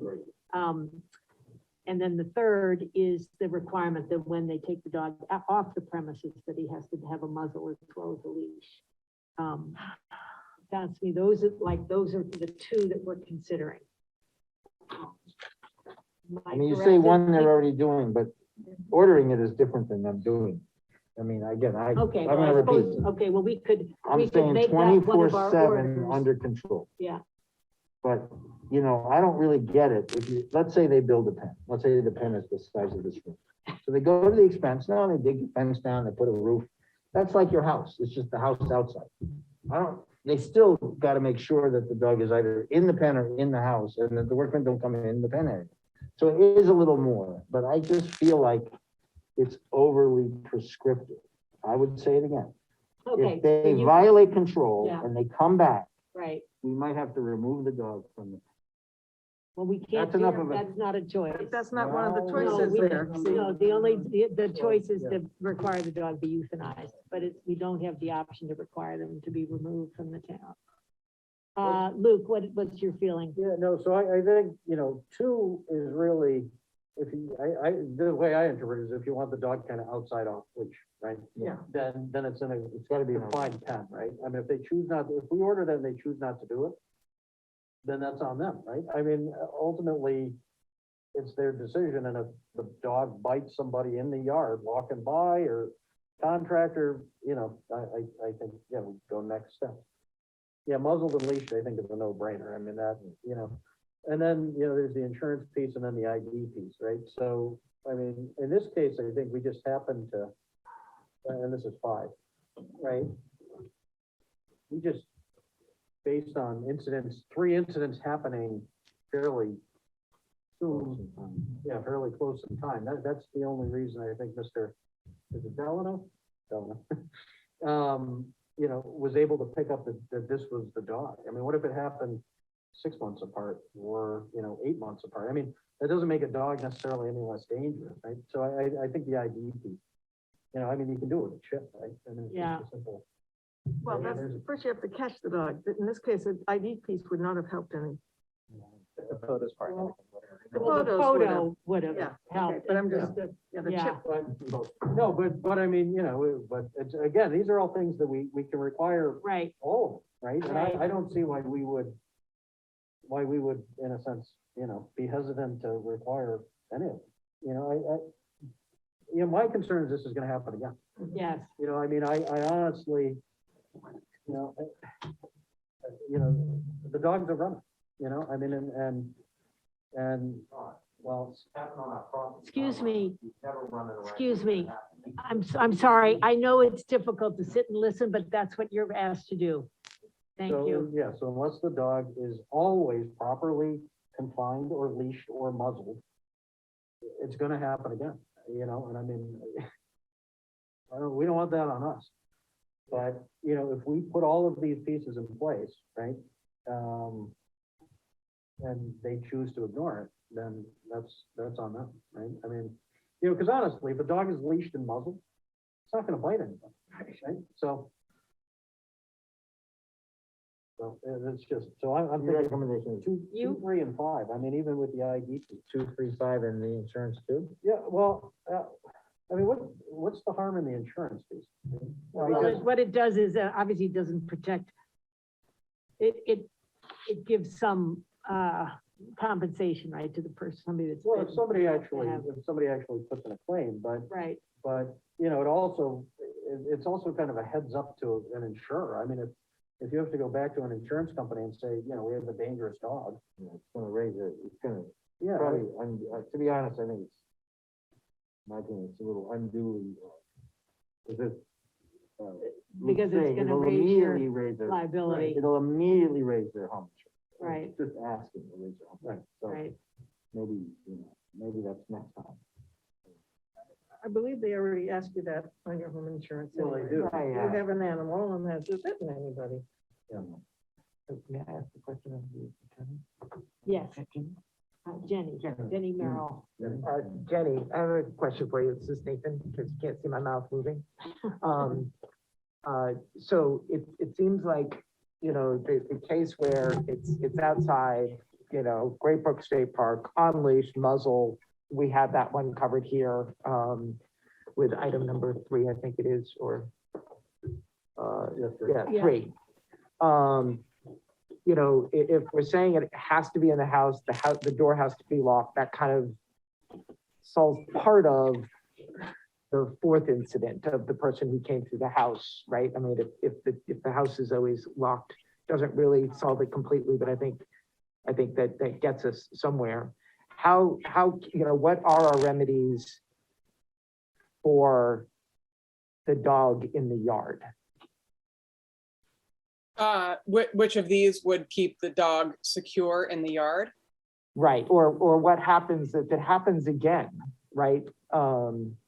Is it okay to say, I have a beware of dog sign, it's not my responsibility? Or is it, you know, what are our remedies around that particular case? If another person is bitten in their yard, what can we do here to prescribe something that would protect people from that?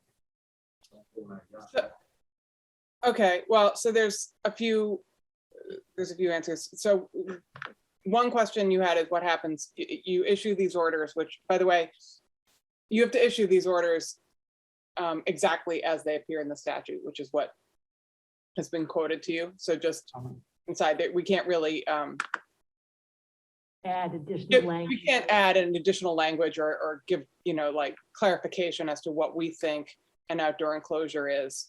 It's just what's written in the statute. But so Excuse me, You're not- excuse me, excuse me. You've been, Contempt of this hearing. yeah, Shauna, you're not doing your case any benefit by doing that. You're not helping us. So, you know what, you can speak to me after the hearing's over, after the meeting's over, or you can appeal it afterwards. But, you know, I've reminded you several times, and I would hate to ask you to leave, but there's a particular procedure we're following. And now that we're in the deliberation phase, we are not calling on people unless we want to ask you a question. But that's not the Excuse law. me. All right, Jenny, if you wanted to continue, please. Sure. I think a number of these things, a number of these orders could protect somebody from getting bit again if they're complied with. If someone is bit and you decide it's clear that they were bit because the dog was not humanely restrained or was not wearing a muzzle when outside, there's a mechanism in the statute for finding the dog in violations. If an owner or keeper of a dog is found in violation of an order issued under this section, the dog shall be subject to seizure and impoundment by a law enforcement or animal control officer. If the keeper of the dog is in violation, all reasonable effort shall be made by the seizing authority to notify the owner, they're different people, of the dog to such seizure. Upon receipt of such notice, the owner may file a petition with the hearing authority within 7 days for the return of the dog to the owner. The owner or keeper shall be ordered to immediately surrender to the licensing authority the license and the person's tags in the person's possession, if any, and the owner or keeper shall be prohibited from licensing the dog within the Commonwealth for 5 years. If a That hearing, was what I misquoted, but what I said earlier, if they violate the Yes. general prescription, you go to the next level, which does Yes. mean they don't have to be placed Right. outside of the state somewhere. What I'm wondering is, what do the general prescriptions protect us from? You know, so what I was asking about was, like, if they're keeping the dog in their yard and a workman goes back there and, you know, they're back there for work purposes and they get bitten, the reply just was, don't be in my yard. Is that okay? I No, mean, it's but- like, is it okay for a dog with these prescriptions? Like, does number one, does humanely restrain include, like, if your dog's in your yard and your yard is fenced, does it have to have does it have to have a muzzle? Is that humanely restrained? How do we protect the worker in the yard?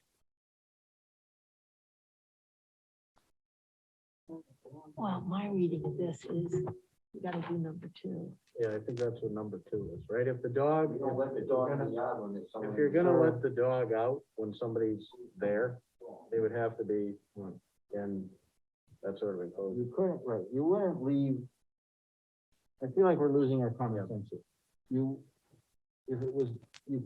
They shouldn't leave the dog unattended in the yard, period. The yard is of course fenced. We're talking about only a fenced yard, not an open yard. Right? And they can lock a gate and they can put a sign, but it's fenced, which is different. But what I've been hearing tonight is there's beware of dog sign, don't be in my yard, or you But might it's get an bit. open yard, I believe it's an open. No, it's fenced. No, it's Is it fenced. fully fenced? That's what the picture showed. Yeah, please, would you address that? Yeah. First of all, I just want to say this. Whatever, we're willing to sign a contract to work with the board. Remember this, we don't want to see anyone harmed. We're not hard people to get along with. Trust me when I tell you, we have 2 kids in school here. We're not here to fight and argue. The only reason it's just, like I said, we love our dog. Right. The dog does not go off leash anymore after the Great Brook Farm thing. But just please address the. Okay, so but the I'm question I'm just is, telling you, is your- so that's fine. yeah, I is mean, your yard the fenced yard all the is way fenced around? in. That's So what I it thought. makes You know, zero it's fully- sense to build another fence inside a big fence. I It's just agree. like basically saying, here, shovel money out the door. It just doesn't matter. Well, It's not gonna- we can lock the gate, okay?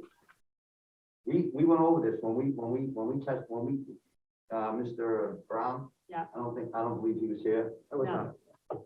We went over precautions already. From now on, when anybody works on our property, the dog, he goes right to the crate. I can In the tell- house. In the house. When, I can tell my dog from my bedroom to go in his crate, and he runs and goes in his crate. That's the thing. So he's in the crate, like, I get it, you can't order us to do it, but we can volunteer to do it, and we can have a contract written up, we'll sign it with the town. That the dog is in the crate when anyone's on property. You know, the dog doesn't go in the yard unattended. We don't let him in the yard unattended. I'm in the yard if he goes in the yard. I mean, if he's never bitten anybody on leash, so I think a muzzle's a little much. He doesn't need it. It's on leash, I have him. So, I mean, you guys are gonna do what you wanna do, but, Okay, I mean, the second thing makes zero sense. We have a big fence around our yard. okay, thank you.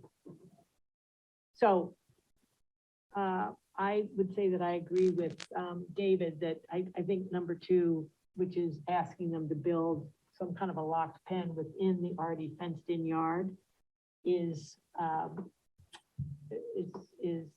extreme. It is. So that's just my opinion. I would say that, we should institute, I would say we should institute number three, which was to, ask that the dog be humanely muzzled and restrained whenever he's off the premises. I don't think we should, ask them to do the, insurance at this point. I think we should ask them to, make sure that, the police department and the, animal control officer have enough information that the dog will be more easily recognized. And number one, they're already doing, but I think we should just, in this order, include number one, which is the one that says the dog be humanely restrained. The one green. Yeah, so that would make it one. So Three. that means it needs to be unleashed in his yard, right? No, he's in a pen. He's in number one, and then number No, three says. no, when he is outside in his yard, we are not requiring that he be muzzled or leashed, No. because, Understand. Could you that's- reread number one for me? please? sure, The hearing authority orders the dog be humanely restrained, and then. Yeah. You can't change. that's Number all three it says. says, the That's all hearing number authority one orders says. when removed from the premises of the owner, or the premises of the person keeping the dog shall be securely, humanely muzzled and restrained. So it's when they leave their premises, which I would interpret maybe. But number Sure. one also says he has to be, I see, humanely restrained by a yard is. No, humane. He's it not being doesn't chained to the specify it. tree, It he's says, being yeah, fenced in. humanely restrained, provided that the dog shall not be chained, tethered, or otherwise tied to an inanimate object, including but not limited to a tree, post, or building. You So you can't take chain a him up in fence, an open Okay, area. You so, let all him right, run in I a just post. wanted to double Yeah. check that. So are we, do you think we're nearing agreement on this? I don't know, I still think we should do something with two, but, you know, I Number mean, we're gonna be here again in 6 months, so. The dog's been here 2 years. Yeah, and we'll be here again in Okay, 6 all months. right, let's All not right, be well, in let's not, yeah, get, Yeah, well. all right, so Through the night. one, Number one one for sure. possible motion is that, if we're in agreement, we agree with order number one. I mean, we vote on that the orders include number one, number three, and number five. Number one being the humanely restrained, number three being, muzzled and on a leash when they're off the premises, and number five being additional information, photos, videos, et cetera, to help identify the dog. So that is one possibility, if someone wants to make a motion to that I'll move effect. to that. Is there a second? 1, 2, and 5. Uh-huh. Second. Any more discussion? You want to make one last comment I mean, I just, about you know- the number two, requiring the kennel types out in the backyard? You know, I mean, you know. Yeah, this is the only shot we've got to prevent it from happening again. And I think we throw everything at it, Uh-huh. you know, and that's, You can laugh, but We have a someone will yard. get We don't bitten need a yard, we again. have a yard. Someone will get bitten again, No, they and we'll be won't. back No, here in they 6 months. won't. No, they we'll be won't. back here in No, they 6 months. won't. Excuse No, they me. won't. Hey, Whatever. hey, This is our both of you. responsibility. Yeah, whatever. I Oh, don't yeah, want to. whatever. It's a Hey, court. hey, Luke, Luke, Come on. hang This on, is Luke. ridiculous. Hang on, And Luke. inside our yard makes zero We sense. will let you know the results, okay, but, We you're will be here again saying, in you're 6 months, worried. and it's gonna be the same sort of argument that they had a contractor and that they didn't allow. I mean, it's Right, the same story. What's the truth? Appreciate your. But it's your the same You call story. us liars. No, but I am believe not. me, I didn't give anybody. Hey. permission. 3 people have Excuse gotten me. bitten by your dog. Luke, 3. Luke, don't engage. It's a fact. It is I know, a fact. 3 but people have been please. bitten by this dog. We are trying to do our duty as the select board to prevent this from Do you happening think that again. that's gonna prevent it? Let's just, So if calm we down. build a Hold pen, it. we Hey, never put him in it. excuse It's me. gonna Excuse Your me. dog should maul the shit out of it. So how is the dog supposed to Come know on. if someone's there to rape me or someone's there to Don't do This is- engage. You guys are ridiculous. Yeah, so the pen is gonna stop that, right? The pen is Okay. punishment. How is the pen gonna stop that? Pause here, The pen's gentlemen, not gonna stop it. I mean, zero, Excuse zero, me. zero, yard. gentlemen, a motion on the table. gentlemen, please, let's be calm about this. He sees the future. Excuse He's telling me. It's definitely gonna happen. Listen, again. we are, It never happened excuse before. me, Mr. But he's All right, saying I if I figured get it. raped, Can he you can be bite in me. Excuse me. contempt of a But hearing? only if I get raped. So the Well, dog's let's supposed to know see, what rape is. Well, you're bringing up the example. you know, I would hate to have Luke, you and Sean I'm happy to and leave. Dave I'm leave happy the to leave. meeting. I'm happy to All right, leave. let's do that. Why I- don't the 3 of you, off you go. Go ahead, Goodbye. Dave.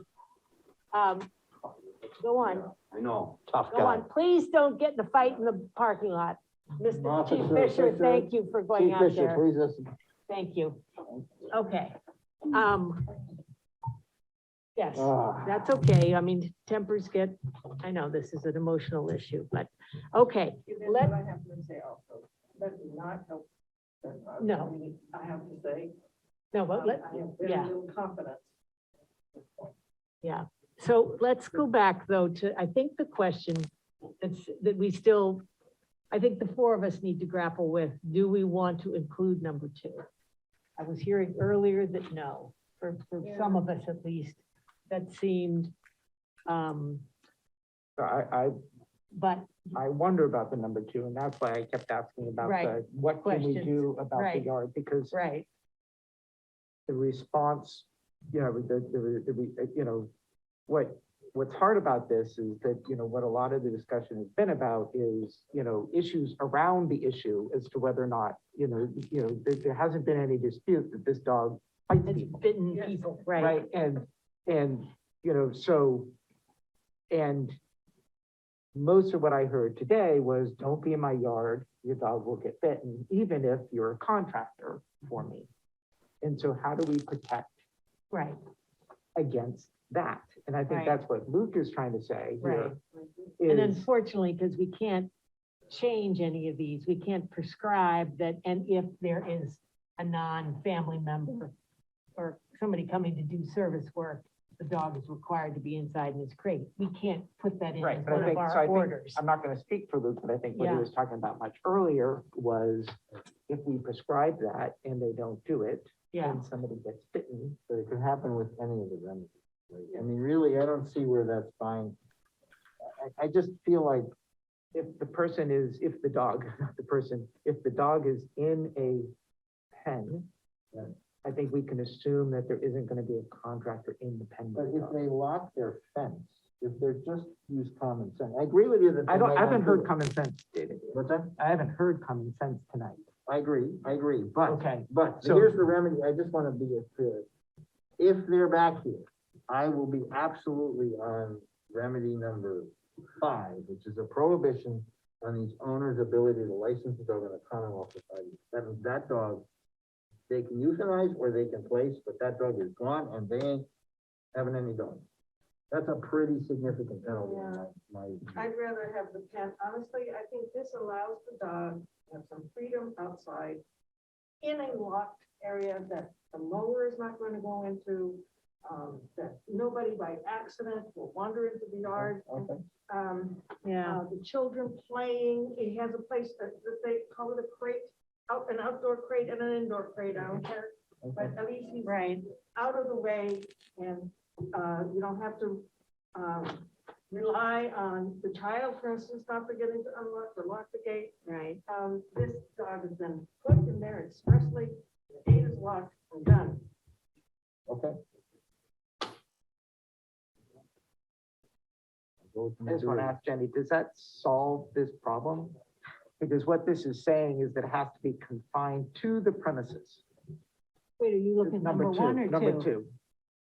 So can they say, well, we have a fenced yard, so we're meeting number two? Jenny? No, because No, fence meets only number let's one. ask Jenny. Yeah, what's your interpretation, Jenny? Of number two, Is a fenced yard meeting number two? that they're confined outdoors in a securely enclosed locked pen or dog run area. It doesn't, it's not a Yes. fenced-in area. It is, the yard is fenced.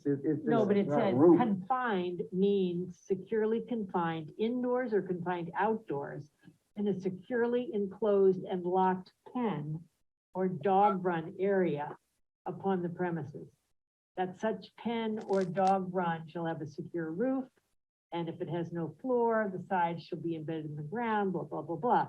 So it's not a fenced-in yard. It's a secure, locked pen or dog run area. Is that your interpretation, Jenny? Yeah, And the So roof for doesn't have to be instance, solid. It You could be could get cantilever. one of the, we have crates for our dogs indoors. You can get a really big one and have the crate outside in the yard. So he has his indoor crate and As his long as outdoor there's a crate. doghouse out there. Yeah, Yeah. yeah. Right. And he could have a place to run, but he can't jump over it and he can't dig out under it. So it's a pen, not a yard. Correct. It's the pen, not the yard. What's not clear to me is if you go for number two, is number three even available to them? Because it says the dog be confined to the premises of the keeper of the dog. So Huh. Oh, that's a question, Jen. oh, yeah. Jenny, does that mean that they cannot take the dog off the premises? It could be, it says, the first phrase is the hearing authority orders that the dog be confined to the premises of the keeper of the dog. Period. Well, not period, semicolon, and then it describes what that means. yes. Huh. Oh, that's a good point. I mean, I think, Either or, Yeah, it's pretty draconian. you can't, if you do two, then you cannot take the dog off the property. You may not be able to do three if you do two. I'm pretty sure you can do Right. three if you do one. yes, 3 and 1 for sure. I stand by my 1 through 5, which is the motion. Is on that, the table. Jenny, is that your reading of that number two would mean the dog, you are not allowed to take your dog out on a leash with a muzzle on for a walk over to Great Brook or whatever? Yes, that's a reasonable reading of it. And, and that's interesting because, it also suggests that maybe you would need to, if it needs to go to the vet or something, you'd need to find a vet. Speak a little Yeah, louder, she said Jenny. if it has to go to I'm the sorry. vet, I'm saying that also it suggests that if you need to go to the vet or something, that the vet would need to come to you. Which is, yeah, I think that's a reasonable interpretation of this provision. Okay. Yeah, only 1 then through I 5. think I would agree with you, David. I would go with number one, the dog be humanely restrained. Number three, when they're removed from the premises, they have a muzzle on and have a leash. And number five, the additional ID to help identify the dog. That's the motion on the table. That's made and It seconded. is, okay. So, Nathan or Kate, any comments on the motion? No, I never understood the idea of the insurance anyway, so. Nathan? Yeah, I don't know what that means. If somebody else is bitten in their yard again, what is our remedy? What, Well, we have these, Those 5 It points means that at they're- the end. because it says the dog be humanely restrained. No, he's saying if they violate. I we know. go to- No. But so if, if if they're somebody in the gets yard, bitten, if they're in the yard and somebody Right. gets bitten in their yard, then they've met the order. They met the order, but they still come back here person.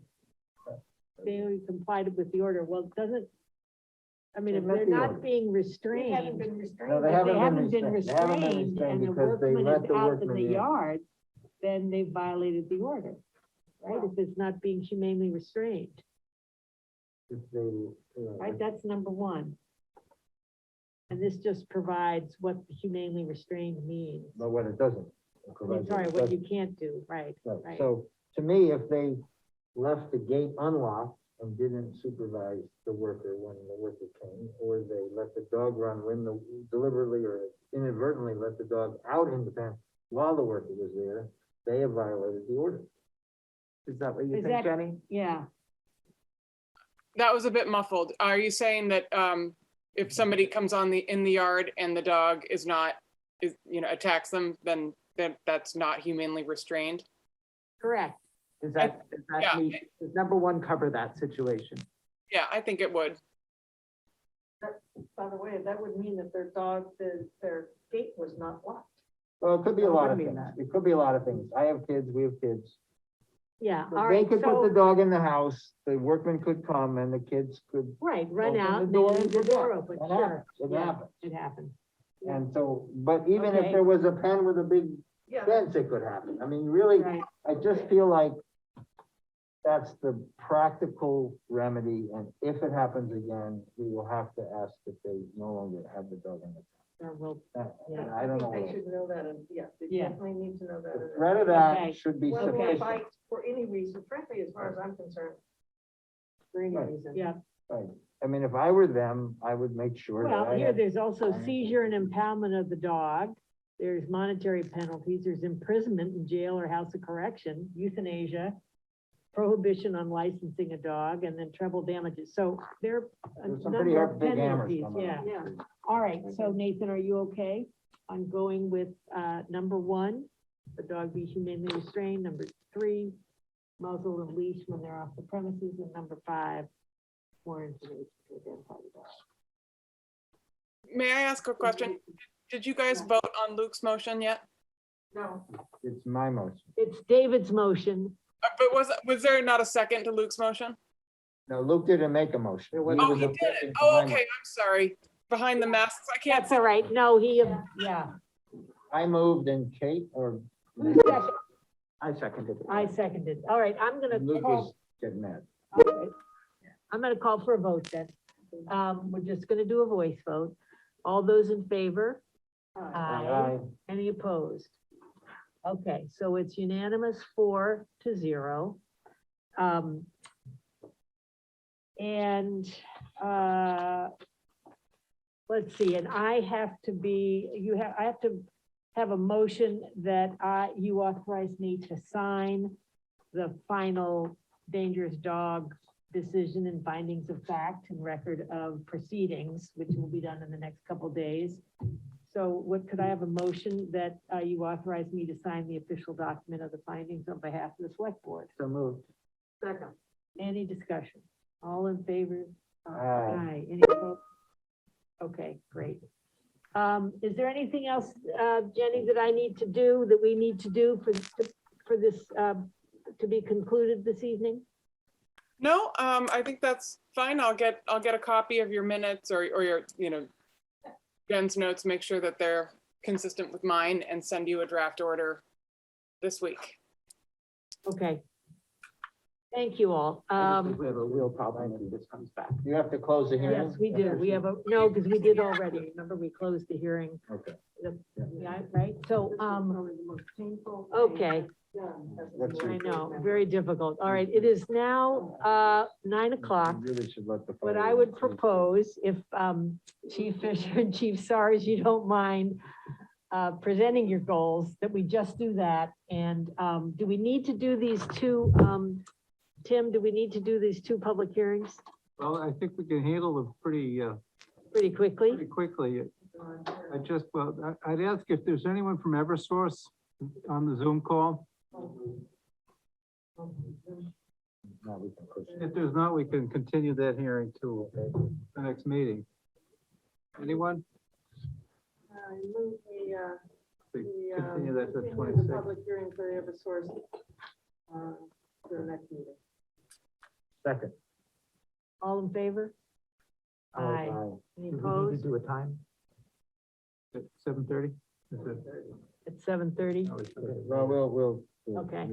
And, have do we need to close the community cable needs assessment hearing? We do, Okay. and there's a suggested motion in my report. Okay, In order to get an extension from the state on the negotiation period, we have to right, deny Comcast's kind of routine Yep. renewal that they sent us in June. yeah, So all we're saying is that's not acceptable. We wanted to negotiate with Comcast.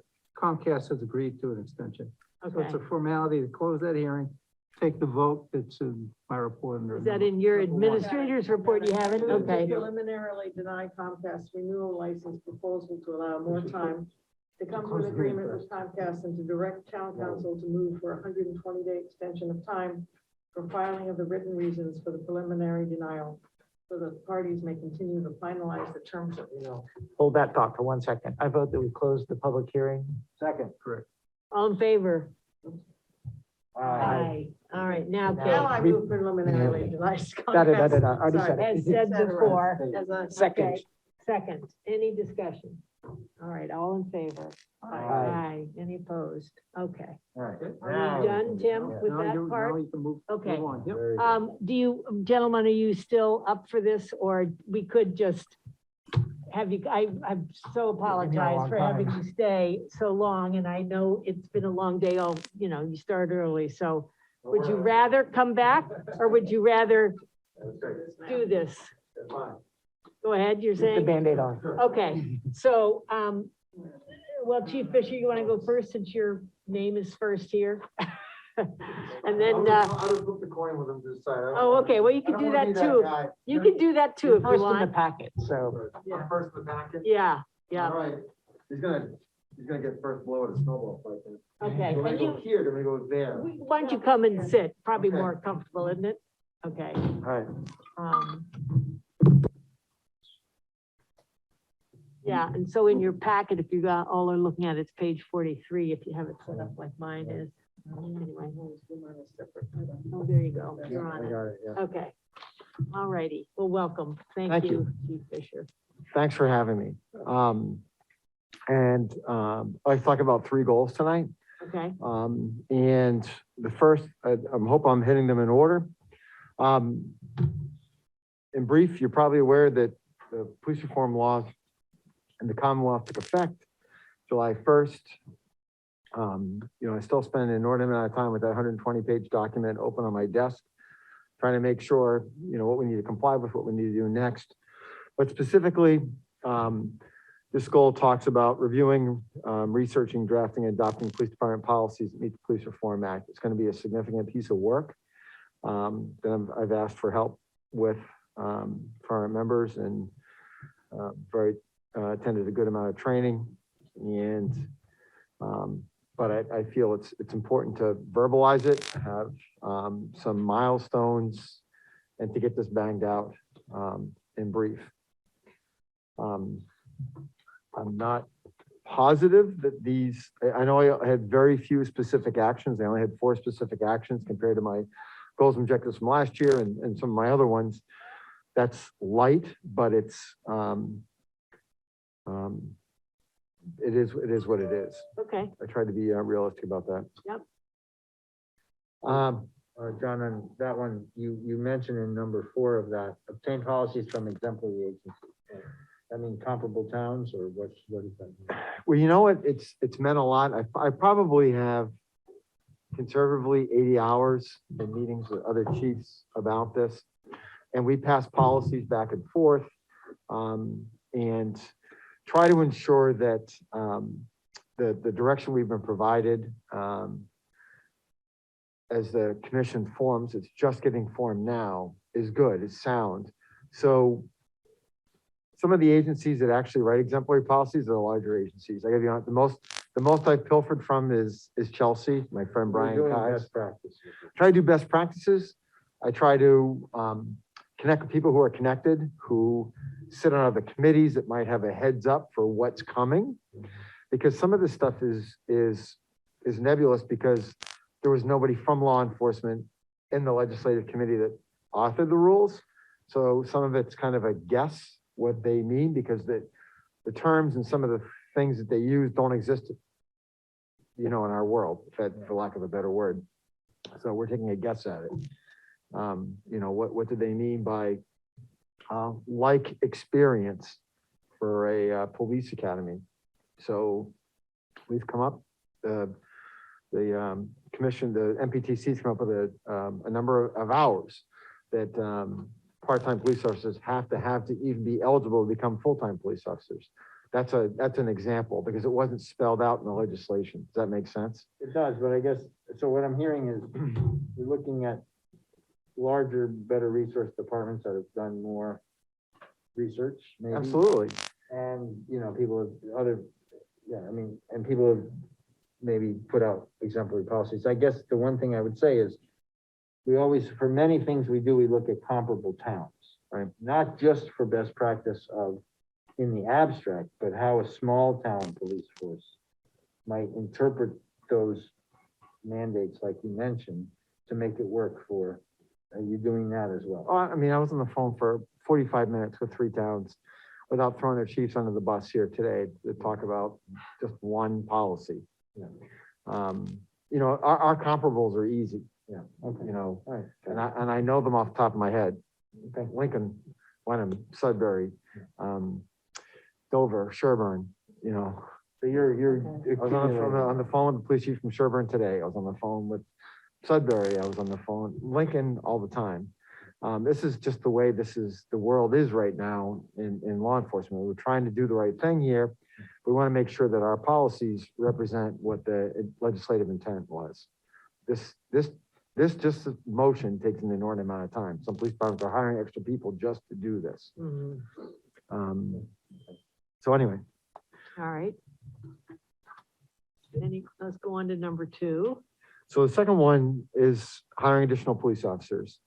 I don't think this is any mystery to you folks, because I've been talking about this for a while.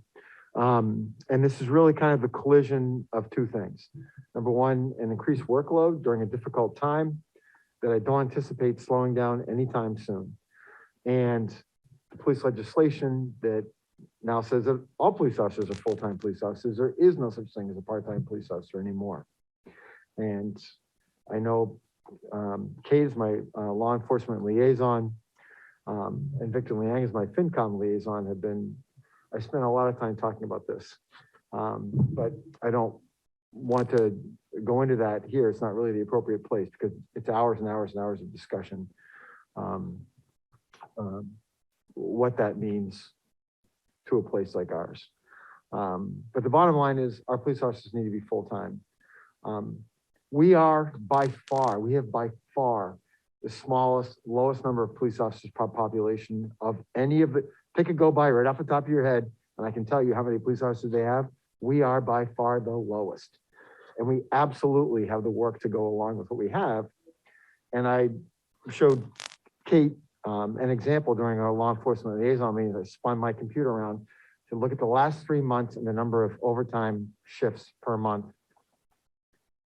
20, 30 full 8-hour shifts, just so people can get time off, because we don't have coverage. We don't have anybody else. That's not the way we've ever done it, but it's not the right way to do it. The right way to do it isn't to measure people by how much extra they'll work. It's by trying to get the job done in a reasonable work week. So 2 is the bare minimum. 3 to 5 is where most police departments our size are, and they're asking for more people, which is pretty public information. So I can give you some that have a whole lot more than we do, almost twice as many, that are smaller than us. But nobody has as few as we do for a town our size. In any event, Just roughly, before you move on from that, about how much might that cost? my guess is the first one won't be as expensive as the second one. The first one I'd like to do even in this fiscal year. The first one, I'm on an annual basis, if I look at everything included, worst case scenario is probably $70,000. The next one, the full-time police officer that would come in, it depends on what we hire for experience, but it's probably going to be a little more. It's probably going to be more. So it depends whether there's 2 ways to hire in Carlisle, is to find somebody who we want to pay for the training and have them green and really take a lot of upfront money because you can't use them right away. And the other, so we've done that twice since I've been here. The other things we've done is hire full-time certified police officers with a significant amount of experience and pay them a little bit more based on their experience. Because then they have the reps, they got the reps somewhere else. And we're in essence paying up front for their education that they've already received, their education experience. So it depends is the answer, but it's not gonna be less, it probably would not be less than $70,000. It's probably because the 4 shifts currently covered by part-time officers, just part-time officers have to work to fill out our shifts. When we readjust the schedule with the 2 new hires, there will be some cost savings there. And then there will be some cost savings because sometimes when somebody takes a day off, we won't have to hire someone overtime or order someone in when they already have personal plans.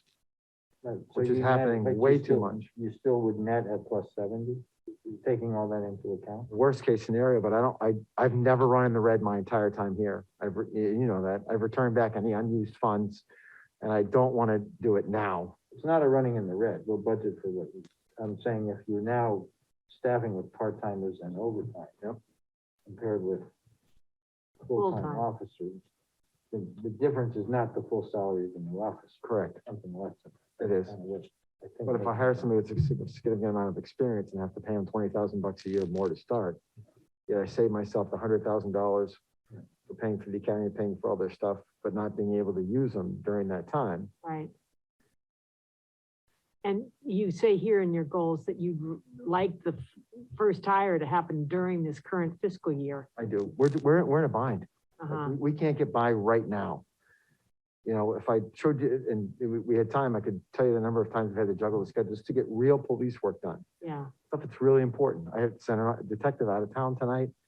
Needed to cover that. She's with a state trooper following up in another town. Like, we need to be able to do that stuff. It's what you do. yeah. Okay, What would happen to the part-time? I'm just gonna talk about categorically. Yeah. A couple of them have aged out, so we're not allowed to use them for patrol anymore. We're gonna keep them on. We created a new unit, traffic unit. To meet state statute, this is another thing where a group of police chiefs got together and said, what do you think they meant by, okay, we can't use them, yet we can still use them for other purposes. So they won't have a badge, they don't have powers of arrest. We don't have to send them to the police academy every year. However, we have to send them to first aid training and traffic direction training. We're allowed to use them in traffic direction. So we have a dedicated core of people who have either aged out, which means they're over 65. So they're statutorily unable to be a police officer in the Commonwealth anymore.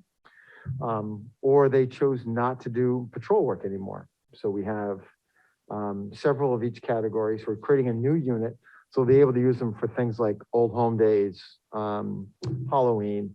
They'll come here, help us out, do all the nifty stuff they always did. They will not be carrying a firearm, will not be wearing a badge, will not have powers of arrest, but will be in a traffic and community assistance role.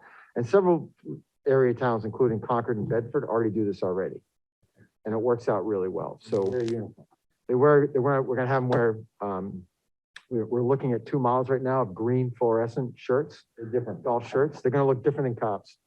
I do not want them to ever be mistaken for a police officer and put them in that kind of peril. But there are some go-bys already. And then there's people that, like us, that are moving to it. There's a whole lot of police departments that are gonna be doing this with their part-time folks. Then we have 2 police officers who are full-time certified, yet work part-time.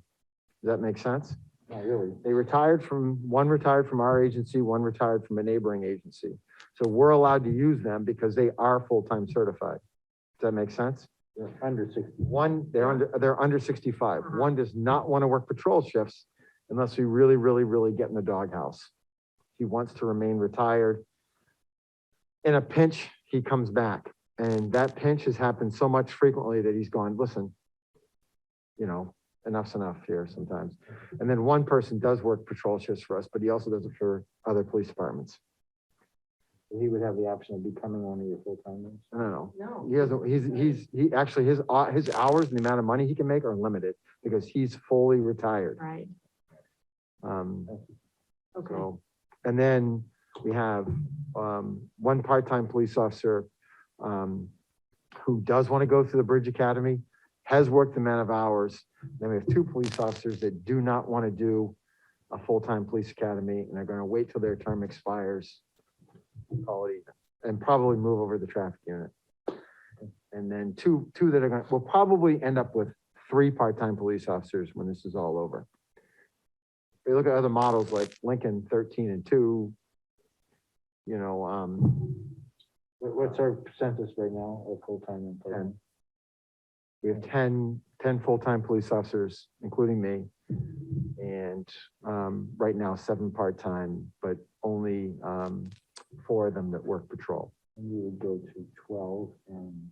I would move to 12 and 2 or 3. and I'd love to keep them all, but they're not gonna do it.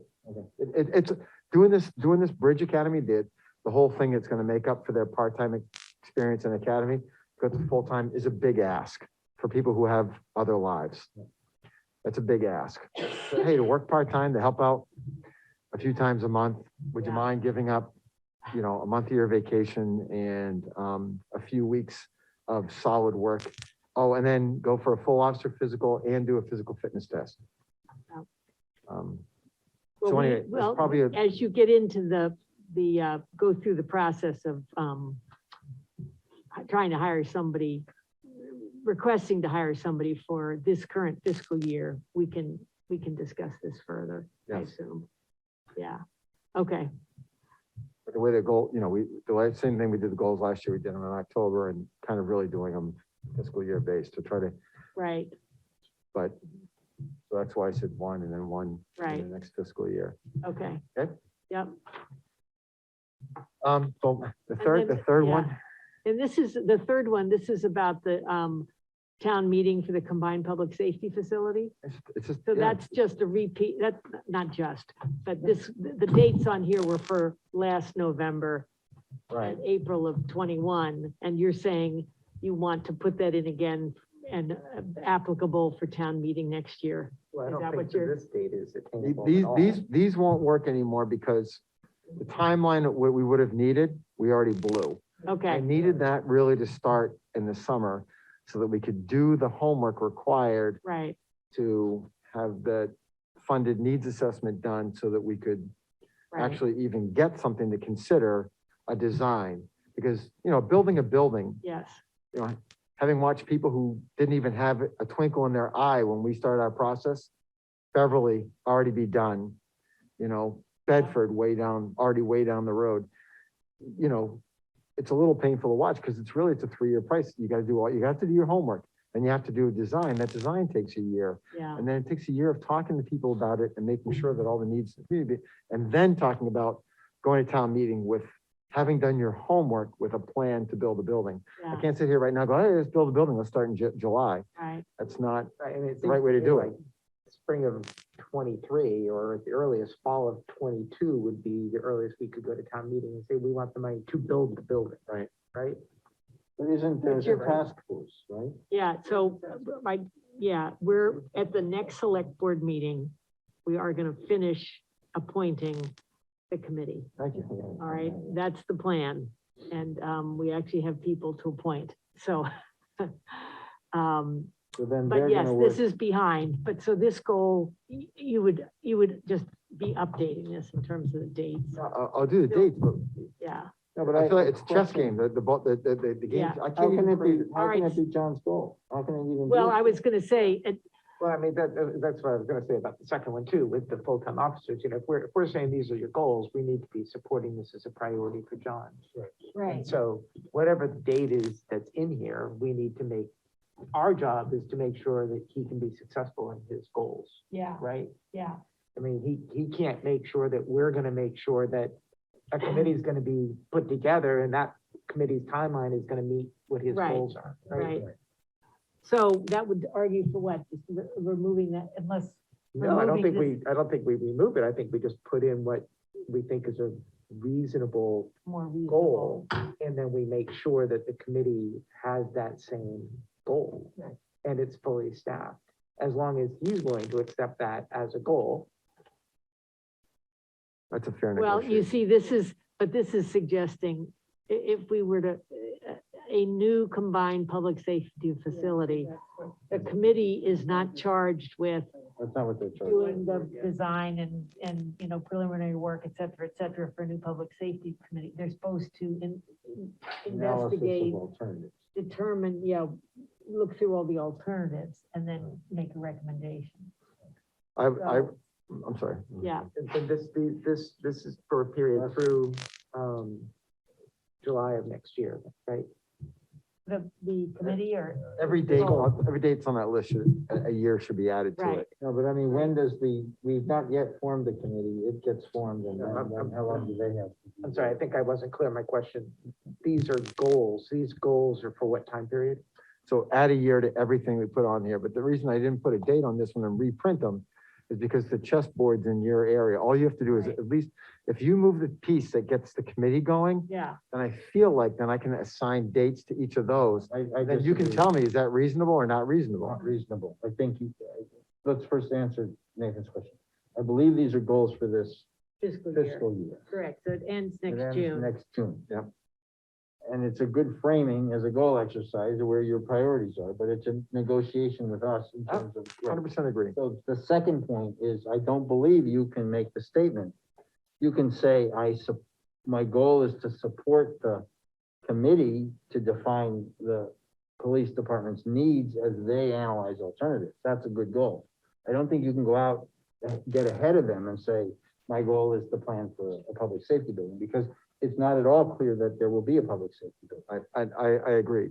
But when I penned this, the direction, the walking orders I Yes. got from the Yes. previous select board was move forward with a Yes. combined public safety building. Yeah. Your police department by itself is off the table. Yeah. So that goal met the last goal that I was given. Yeah. And my marching orders were this one. So if you're in the negotiation, if you're telling me you're all wet, we need to do this first, or we're changing this. I'm sorry, I don't mean to be. Yeah. But That's we're okay. changing this. We're gonna negotiate this down to what we want to do, and I'm all in. I did this based on my last marching orders. So what if the goal was something like support, or are you a part of that committee? He's a resource, Allowed to be, yeah. not a voting member. Okay. What if the goal is support the public safety facility committee in meeting their objectives? I think that's fine. Period. Yeah, I think that's fine.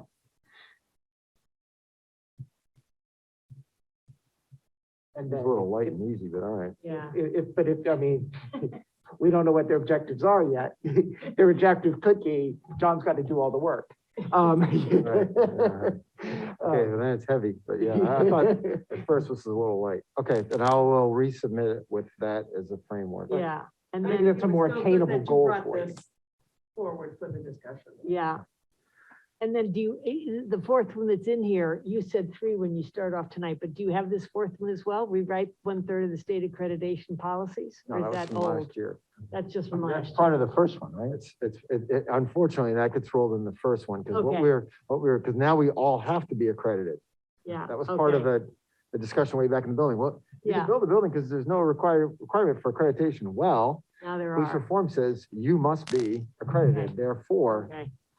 All right. So let's circle back on number 2. Nathan made a good point.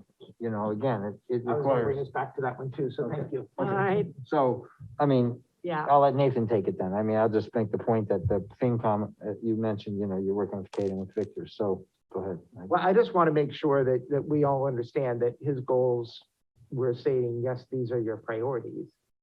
And so this goal either, you know, there's certainly financial limitations, you know, I think all of the possible obstacles are right. I agree with the possible solutions. But is this goal written in a way that he doesn't fail his goal because of one of the outside factors? Right. Well, And, I and, mean, part of the idea of with these goals and, you know, is that you meet quarterly, and if you start finding that one of those obstacles is really getting in the way, then that's when you modify your goal. right. You come up with what you think is gonna happen, you start working, and then if you find that it's not going the way you thought it was going to go, then you readjust as you go along. Right, I completely agree with that. But you don't start him off on a path if it's not your priority. And so I think we need to be giving the Right, sense that's what I'm, yes. that, yes, Okay. Yeah. So Because that's, I think it's a priority, but I just don't want, for 3 months Right. from now, when he's been working on it, one of us are saying, actually, hiring a full-time police officer isn't my priority, and that's what stops it. right, so Kate you're spent the most time with Chief Fisher, Yeah. and do you have any opinion you wish to express? right now? Well, actually, I have been meeting with Chief Fisher and Victor Leon at the same time, because I knew that there were going to be a lot of things that had money implications coming up. And I just thought we would do better liaising if we did it together. Mhm. And I think that Victor is totally understanding and on board with this priority as well, and that I have understood the whole background about, the hiring difficulties that the chief is facing. And when the chief turned his screen around, Victor got a look at it too, and totally understood what the implications of those were. Uh-huh. So I believe that it is a good goal for us to have in this town. Okay, so you're saying that Victor thinks it is, FinCom, it's good to know that they'll figure out how to fit it into the budget. Yeah. And you as a select board member, you feel that this should be our priority as liaison to the police department? I do, because, clearly, there are unfunded state mandates that are out Right. there that we're trying to. Yeah, and I'm not trying to say now whether or not you'll fund it. I just, I just want to make sure we're on the same page, that Yeah. yes, Yeah. this is a priority. Please, Chief Fisher, go out and work on this, that none of us are thinking, we don't want to, we're not going to consider funding it in the future. Well, and I'll just say on that, certainly in theory, I support this. I understand the need, absolutely. The hard part is in isolation, saying we Oh, support absolutely. this, and in my mind, it means that I'm saying, and yes, I support funding for this. I mean, I think it's kind of disingenuous to say, yeah, we support the goal, but it doesn't mean we're gonna support funding it, right? And so, and the problem with that is looking at, the budget as a whole, and, That's we what I was haven't trying to- gone through the exercise, the finance committee hasn't done it yet, and then we haven't done, looking at what's the competition? What are the And trade-offs? even that is for fiscal 23. John's asking for Correct, a he's partial hire asking for in one 22. in this year, yeah. Right, in and this that's, I fiscal was year. trying to stop short of saying, we're gonna spend the money, because I think we do have to see it in the bigger Yeah, picture and yeah. all the pros and cons and everything. I totally agree with that. I just wanted to make sure that we were all, nobody was saying, nobody was going to say, I don't think we should have another full-time police officer, no matter what the budgetary constraints are. Uh-huh, yeah, But we did, again, it's not an easy subject, but we did have a meeting with FinCom, or I don't know if it was a joint, I forget, but certainly Jim Dar was sitting right there with John sitting. And we discussed once again, is it time to reopen the investigation of regionalization? When one considers all the requirements that are being placed on municipal Yeah. police forces of any size, yeah, we have to again confront the diseconomy of scale of Carlisle. And, my own personal experience, which I think predated your time, was pretty significant negotiations with Concord. Maybe it's not Concord, maybe it's Westford, maybe it's Chelmsford, but larger departments who can manage a lot of the stuff that John's talking about. The administrative side of things, the laws, the rules, the policies, the juggling of many shifts, et cetera. And have people stationed in this house who are essentially adjunct to that town. A lot of people go, oh, you gotta have local. But we need to start confronting those trades when we think about these increased costs of those departments. So what's Yeah. that make you say about this priority? I think personally, it doesn't impact this priority at all, because he has an urgent issue. Right, no, I agree with you. I think And- what I said is gonna take many years, if any. right, But I wanna make it clear that yeah, Jim agreed, and Jim's the chair of FinCom, that we would collectively, select board and finance board, begin to tackle those kind, not just police, those kind of regionalization trades as we think about how we're Yeah. gonna make everything work. Short term, I've got no problem, but I agree with what you said, that Kate saying she's looked at it and she supports it means a lot to me because she's done the homework. I haven't. John, certainly I trust him that it's a need, so we need to work with the FinCom as we always do to see where that stacks. John, for his goal, needs to advocate as he is and work on a timeline. I think the timeline's reasonable. But we may end up not supporting the outcome depending on what other factors come in, right? How it fits into the bigger Yes, picture, right. not Right, because we don't It's think. still a we should worthy hire goal. another It's a person. worthy goal for the police. Yeah, They're almost mutually exclusive, honestly, in certain respects, because if we do not do the regionalization, we need to do that. Well, I think the regionalization will take, if it is even a thing, would take years, right? Let's Yeah. not be, Or then so we we'll have be a to big live, town we have to have a and police work. department. Okay, Do we need a new building and all that? That's a whole nother thing, but John has to run his department, and he's making a good case for how he needs to run his department. right. And support it, so we'll help him, but other people have to run their departments, so we can't, we can't, our sequences, we don't necessarily acknowledge that we will approve the hiring. But identifying the need, finding the people, I'm interested in the math of the trade-off of overtime and part-time, to see what the true delta is, to get better fidelity around what the true incremental increase I is. did ask John to have that ready for FinCom. so what we But did, let's- what we just let's- did is yeah. our standard first process, if somebody wants to hire new people. Right. Is they would come in, they would say, and we would say, absolutely, it is worth your spending your time on it. Move forward, and I think that's what I've just heard. Yep, and I agree Yeah, with that. are we all comfortable with that? Yep. Okay. And Chief Fisher, are you comfortable with that? I'm just trying to clarify my marching orders. Yeah. Because, in the next couple of months, I'd like to get this done. What would you consider step two? The reason I have to be a little bit nebulous about the exact savings, David, it's so, excuse me for referring by first name, sorry. Is that, like, it depends when somebody takes a vacation. It depends if No, I somebody has a understand, sick but- day. right. It's, and some of that stuff, I mean, it can vary wildly by thousands of dollars. That's why I picked an upper end. But after we look at it for a year or two, it's gonna be so much easier because the staffing's not gonna change. No, but you have a We're not talking history of the about- way I understand, but you have a history of the way you're practicing your department now. Yep. You know your costs, I know you know your costs. Yep. And it's like anything, I mean, we're a quantitative town, right? We're full of engineers and lawyers and, we are quants, right? And FinCom is absolutely full of quants. So we want to take the best available data, you state a case, you state your assumptions, and there's a plus or minus on that, we get that. But it just helps when we start, and it's worked in aggregate, okay? You're not always accurate on the incremental cost of one, say, officer. But as a town budget, we manage pretty closely to that $35 million. It's actually remarkable with all the inputs. We come in pretty close. Why do we? Because we put rigor at every step. And I'm just saying, you should probably, and Kate's a good one to work with. She's very analytical. Put some rigor around it. Make your case, make a quantitative case. The qualitative case you've already made. Now you have to convince FinCom, and I'm suggesting that it should be a quantitative case. Well, I think, yes, so I would say the marching orders would be put this all together and come back with a cost, and we're authorized to tell you to overspend your budget.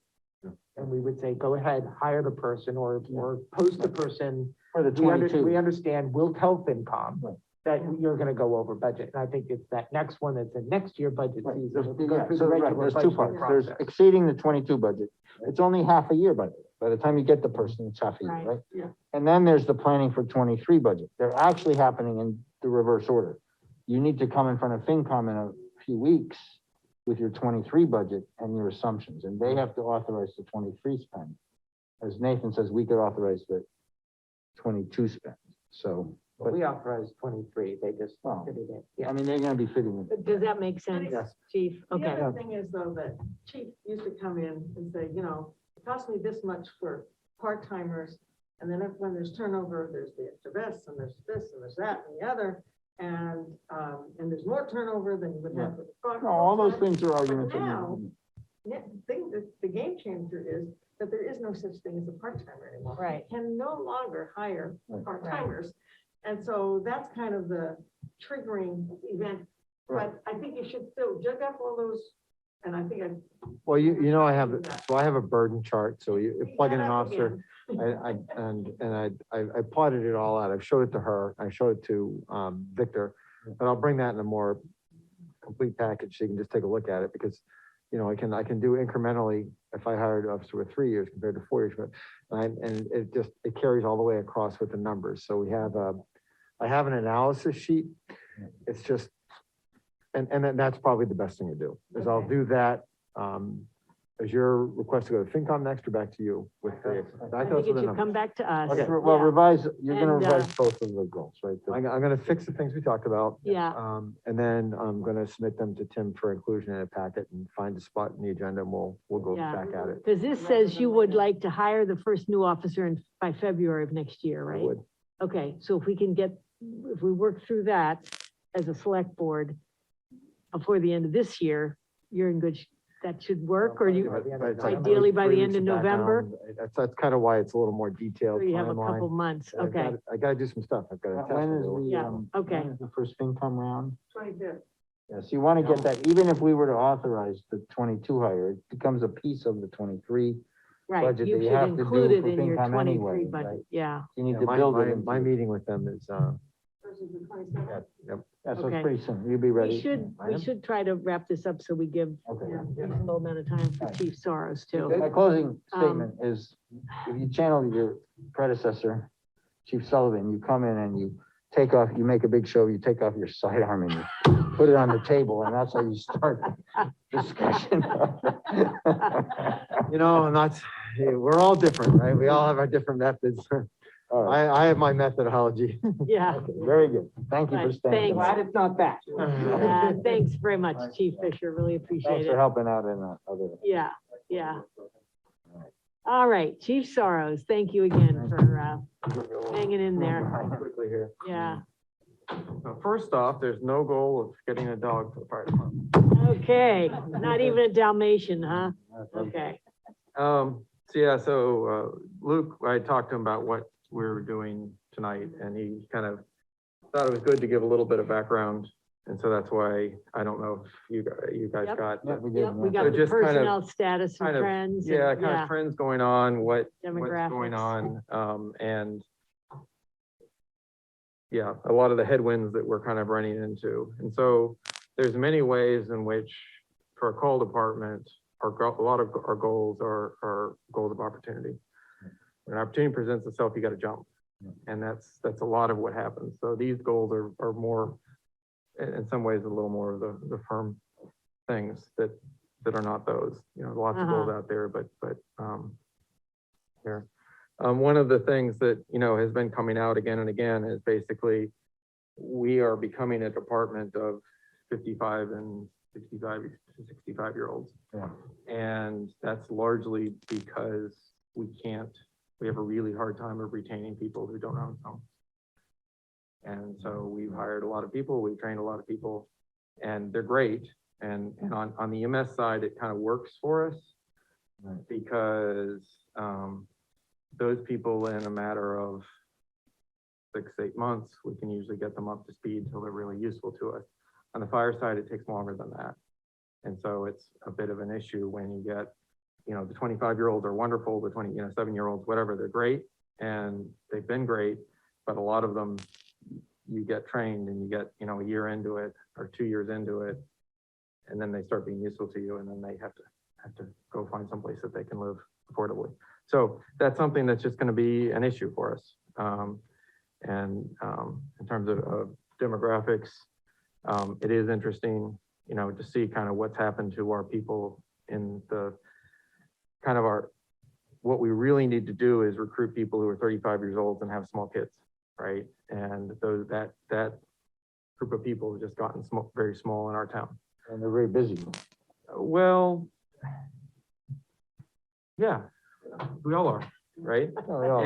And that's the world, but the thing we need for these guys in the fire side is kind of a pipeline that goes for 15 years, right? And so this is why I came in kind of running scared, was I saw that our pipeline was kind of running out, and I brought back a lot of retired people to kind of prime the pump to train a lot of these new people. But if you get them when they're 35 and you can start training them, then all of a sudden when their kids start getting old enough that they're a little bit more flexible, you have somebody useful to you and all, and that works really nicely, but you gotta keep pumping in the people, and the problem is it's a long lead time. So one of the things I think we should understand is that our pump operators in this town, I shouldn't say this, but they're better, they're more highly trained than the full-time departments are here. And that's why, you can't just send them to the fire academy and say, take a 1-year course and then you're there.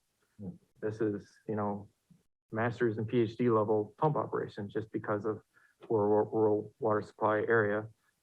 We lay above ground hydrant systems every time we have a fire. It's just a different world for that group of people. And that's the group of people we are really looking to try to work for. In any case, pandemic, we've had quite a response to the pandemic. That was a lot of the hiring of the younger people that we did, and it has actually worked quite well.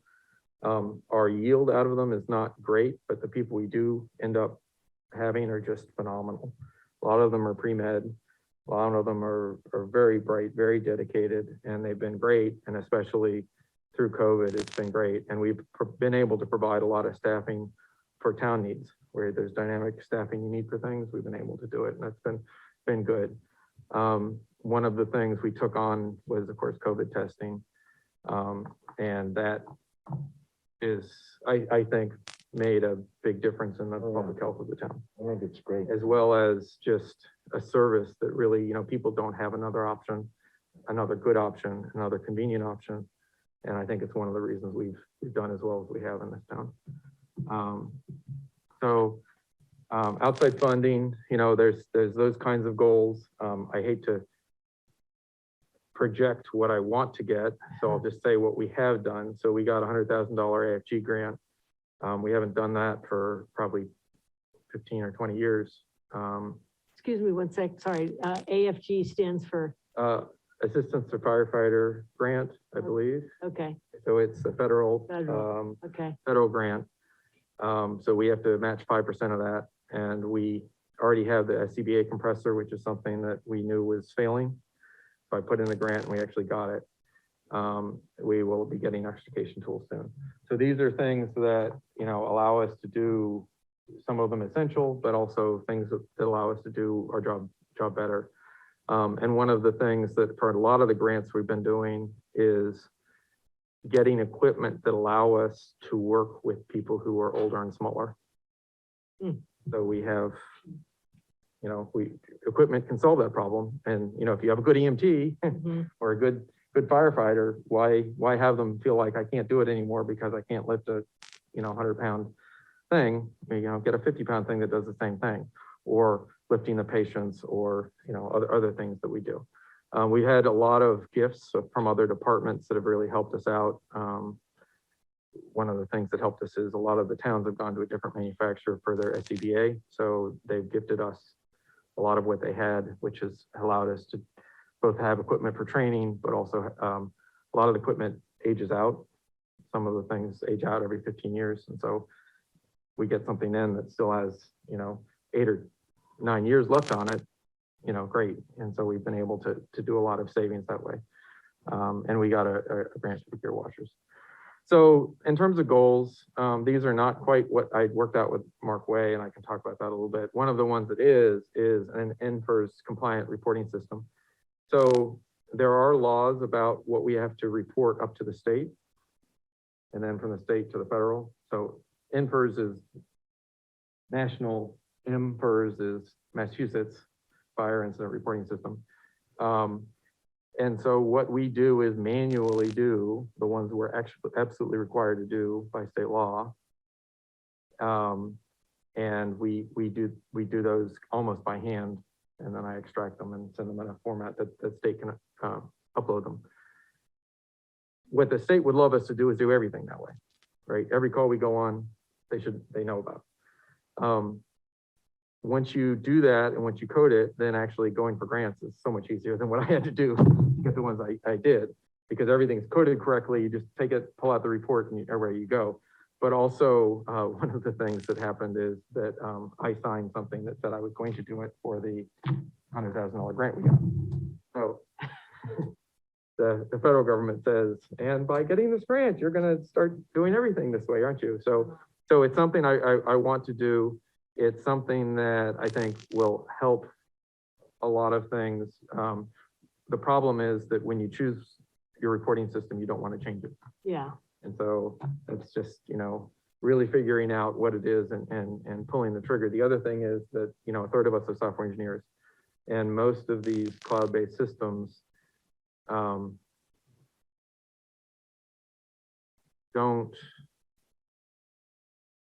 they consider integration to be a consulting operation. And, we're used to doing integration. And you tell us the file format, you tell us the API, we'll write to it. They're like, oh, but anyway, they're not used to that. And Is it so I then have to find, The providers, you mean, or? Yeah. yeah, just, they're not Are used you, to fire are you departments gonna and go that. with a cloud-based system? Why? Are you going to go? Probably. Probably. There are some that are a combination, especially on the medical side, which I'm not planning to change first. But on the fire side, most of them end up being cloud-based. Some are, like I say, a combination where you can be disconnected and do the report and then upload it. But and you need that for medical. On the fire side, not so much. Are your EMTs and firefighters bringing laptops around to incidents? So on the EMS side, we do, but we seldom use them. We usually use paper, and because the problem is on the EMS side, we find that people focus on the computer and not on the patient. And we find it's much easier, much better. So when we do use it, we tend to do it on the ride home. Okay. Especially if we're like downtown or something on the ride home. By the time they get home, yes, they'll have a report written on the computer. Other than that, we tend Not the to, driver of the vehicle, somebody. well, multitasking. So we do have that capability, but Okay. on the fire side, we're slowly working our way in that direction, but that would be more likely for pre-planning, where we have a lot of pre-planning right now. That what we do is we print it out, and as you come through the door, you pick up the sheet for that location, and you have all pre-planned information.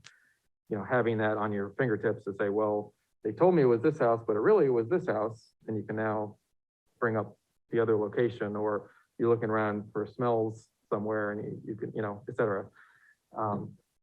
That we're slowly working our way into that. But some of the computers we got to do that we ended up using for COVID testing to make that possible. So we'll work on that.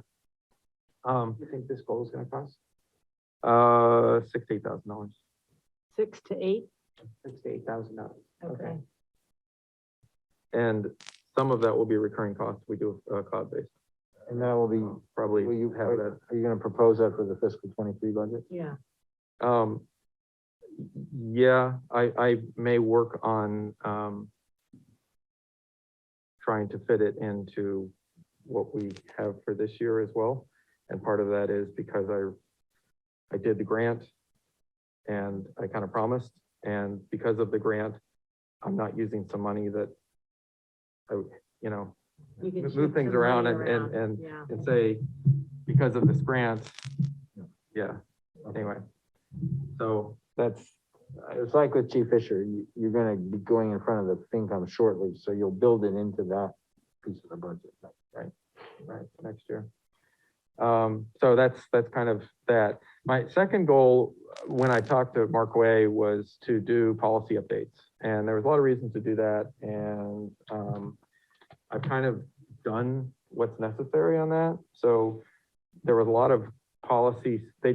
I inherited a lot of pretty good policy.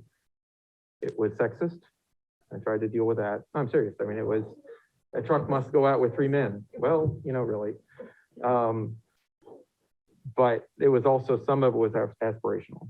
And I tried to turn it from aspirational to this is what we really do, and this is what we really require for the policy.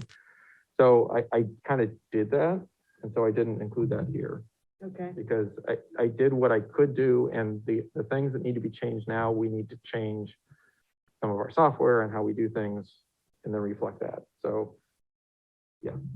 So my second goal was just one of these things that, and there's several of them that we've already done, and some of the things like this is a goal of something that helps the department that we are to continue. So, you know, you have somebody who's cross-country skiing out in Great Brook State Park, and they're a mile away from the road, and you have a bunch of 60-year-olds out there pulling them back. You know, having the proper equipment allows you, you know, these guys do great medical care. They're well-trained, they're experienced, but you know, the days of wanting to do that and feeling good about it after they get done and not having, you know, back issues and the rest of it are past.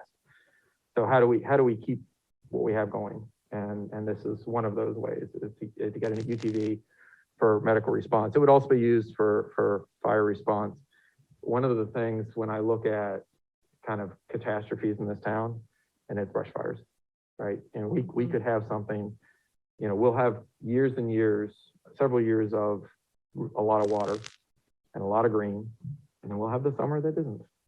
And when that happens, and you have 3 and 4 going at a time, we can respond to that much better than other towns, right? We have dynamic staffing. All of a sudden, we need 30 guys and 6 trucks out there. You got it. But then you need to have the kind of equipment to take care of it. So it's just, yeah. for a lot of what's UTV stand for? utility vehicle, basically. It's an off-road, Like a four-wheel Yeah. off-road vehicle? yeah, which has Side by a side bed, with a yeah, trailer bed in the back. inside the bed with a bed in the back that can carry things, Gotcha. 20 to 30,000? basically. Yeah, 20,000 for the equipment and another 10 for the medical stuff and. Not gonna send a toboggan out there with something, So- get the guys up there. Does this replace anything? Well, right now, we, actually, I was able to get from the state a piece of junk, to be honest with you, but it does have 4 wheels and it goes. It's not outfitted for medical and it's not good enough to really invest in. But, they kind of loaned it to us. It was a, like, federal surplus, and then somebody else got it, and somebody else got it, and then we got it and got it fixed up enough to run, but not really. This is really something kind of new, and again, it's looking at, there's a number of pieces of equipment we've done, powered cot, lift. When we did that with COVID money, the lift. We got, something called a hose roller to be able to load all our heavy hose, you know, so it squeegees it and all this kind of thing, you know, and these kinds of things, you just, you know, if we want to continue and we want to have people feel like they're still useful, and they are, and to have them be useful, we need this kind of tools to come. So is Or smaller. is it possible for you to get this done in this fiscal year? Because these goals are Oh. for this fiscal year, right? Right, so the goal here was to obtain the funding, whether that's through grants or through, Okay, so you might put that word in there, funding. And funding for, yeah, right. so this, like I say, the policy one was kind of what I had, but I've kind of done as much as I can do on that one, so I just switched it out and said, this is something that, I think is important. It's harder to get UTV funding, because in many towns that don't have 30% open space, Right, it's a luxury, right. not really for us. Uh-huh. So, I just think it's an important goal to try for, and if it happens, you know, if it doesn't, we will, need to try it for next year. You're looking for grant funding, that's what it is. I'd like to, but it's hard to get. I think He's looking for, I like, think he's looking for caps. right, Yeah, he's looking for money. long-term cap. Where- Is really so Yeah. that's what I think is best. Now, what I've done well is even getting long-term caps and then being able to find. You're better off getting long-term caps to prove it, and then if you can find some money, then Exactly. you like. Yeah. And it's one of these things where we gotta spend a little bit of money to save a lot at some point. And the goal 3 is again, you know, I have a lot of goals of opportunity, and this is just making it explicit one that, we spent a lot of time and effort, working on the EMS side. Mhm. So when I started, I looked around and said, if we can't run an ambulance, what are we doing here? And we did a lot of work, and in general, we can run 2 ambulances, which is incredible on a town our size.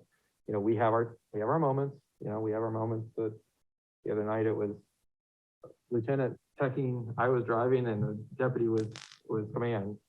And that's not our goal. The goal is to have EMTs doing this stuff, but, we get it done. On the fire side, again, that wasn't the focus.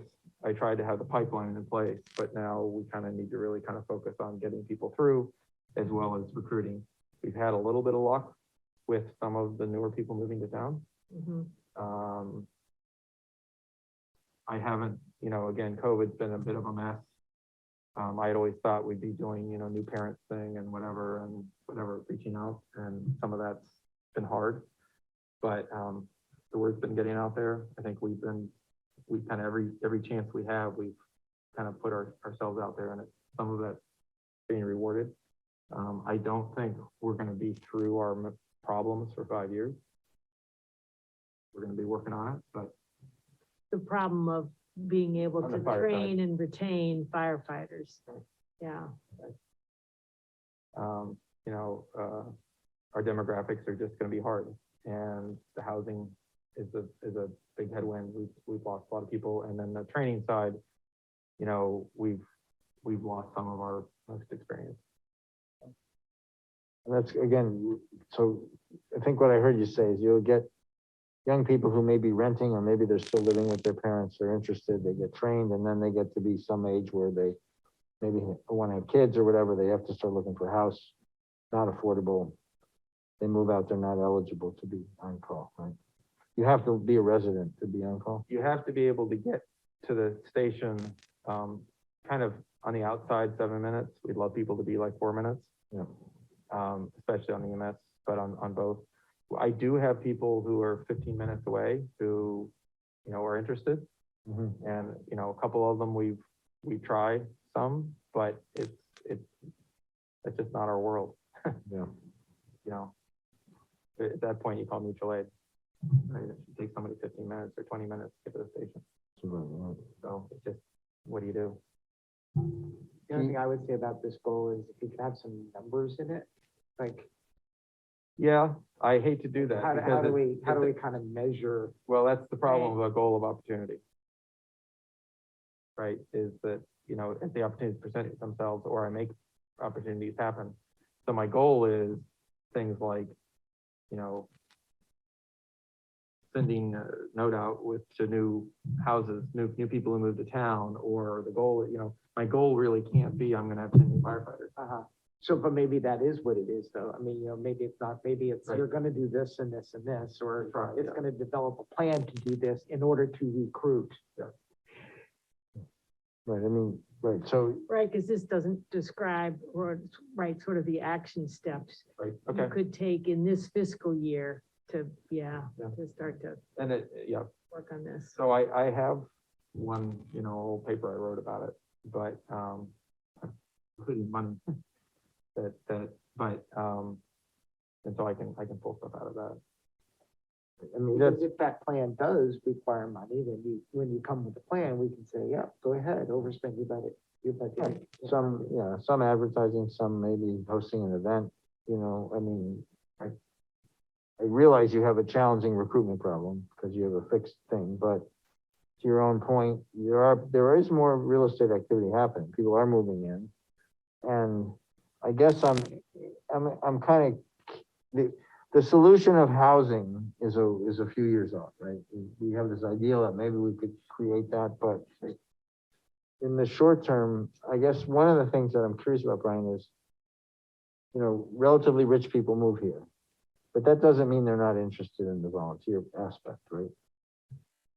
I don't know if that's the case. I mean, For the What, on-call. the thing that works really well for us Yeah. is the 35, 40-year-old who moves here, we start training them up. Yeah. When they get about 50, 55, Yeah. they look around their life and say, I want this is fulfilling, right. it's not quite so much. So I'm gonna cut back a little on this, and now I see how my kids are gonna get through college. Yep. And at 55, they start giving us a lot more of their time because this is one of the most fulfilling things they do in their lives, right? And that's great, but you can't start them at 55 or 60. Right, so You gotta getting that start them story, Younger, and you don't know which of those is gonna work out. so getting that story out to the 30-somethings who are Right. very busy, 2 careers, blah, blah, Right. blah. Right. Can't even visualize that. Yeah, I mean, any outreach, maybe even, you know, getting a consultant to help you with some ideas about how you might PR that. I personally think, you know, a few dollars spent there is huge for us, right? So, Right. I completely support that.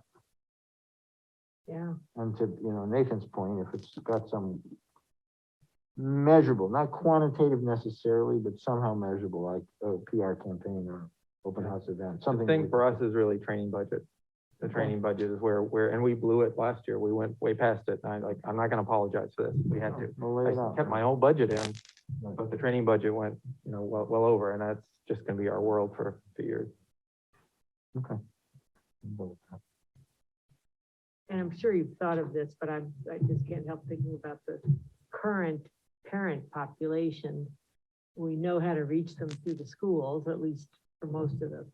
Well, we were up there 2 Sundays ago for the kindergarten Yeah, thing, and yeah, no, yeah. yeah. I think we could count on the board to be, Very supportive. very supportive of the Carlisle Fire Department.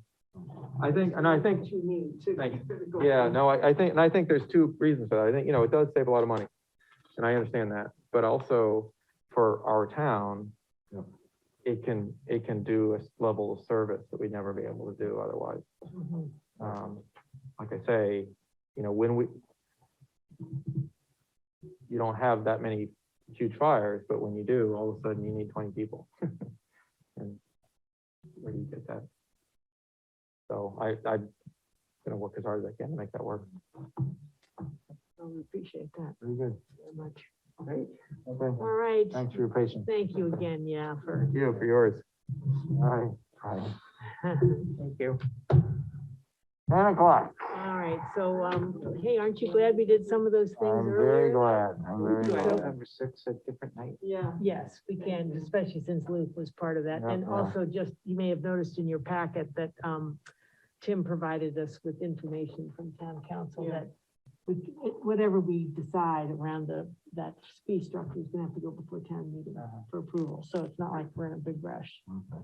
All righty, and, Tim, did you want to, I think if we cover your Covered one. administrator's report, whatever else is in there, and did we approve both sets of minutes? only one. Only Okay. one. So we should probably do that too. Yeah. If you guys, Jen, yeah, If I could just work with Jen and Merrill on them. Yeah, I was right. I was gonna say, I think given how contentious this You was, mentioned it earlier on tonight's minutes. So I think I agree with that. Not so not to approve the ones from, I wouldn't. okay, I all wouldn't. right, okay, great. Nope, good I suggestion. think we're Thanks. gonna get our ducks in a row on that one. Okay. There will be, there could be Yeah, yeah. questions.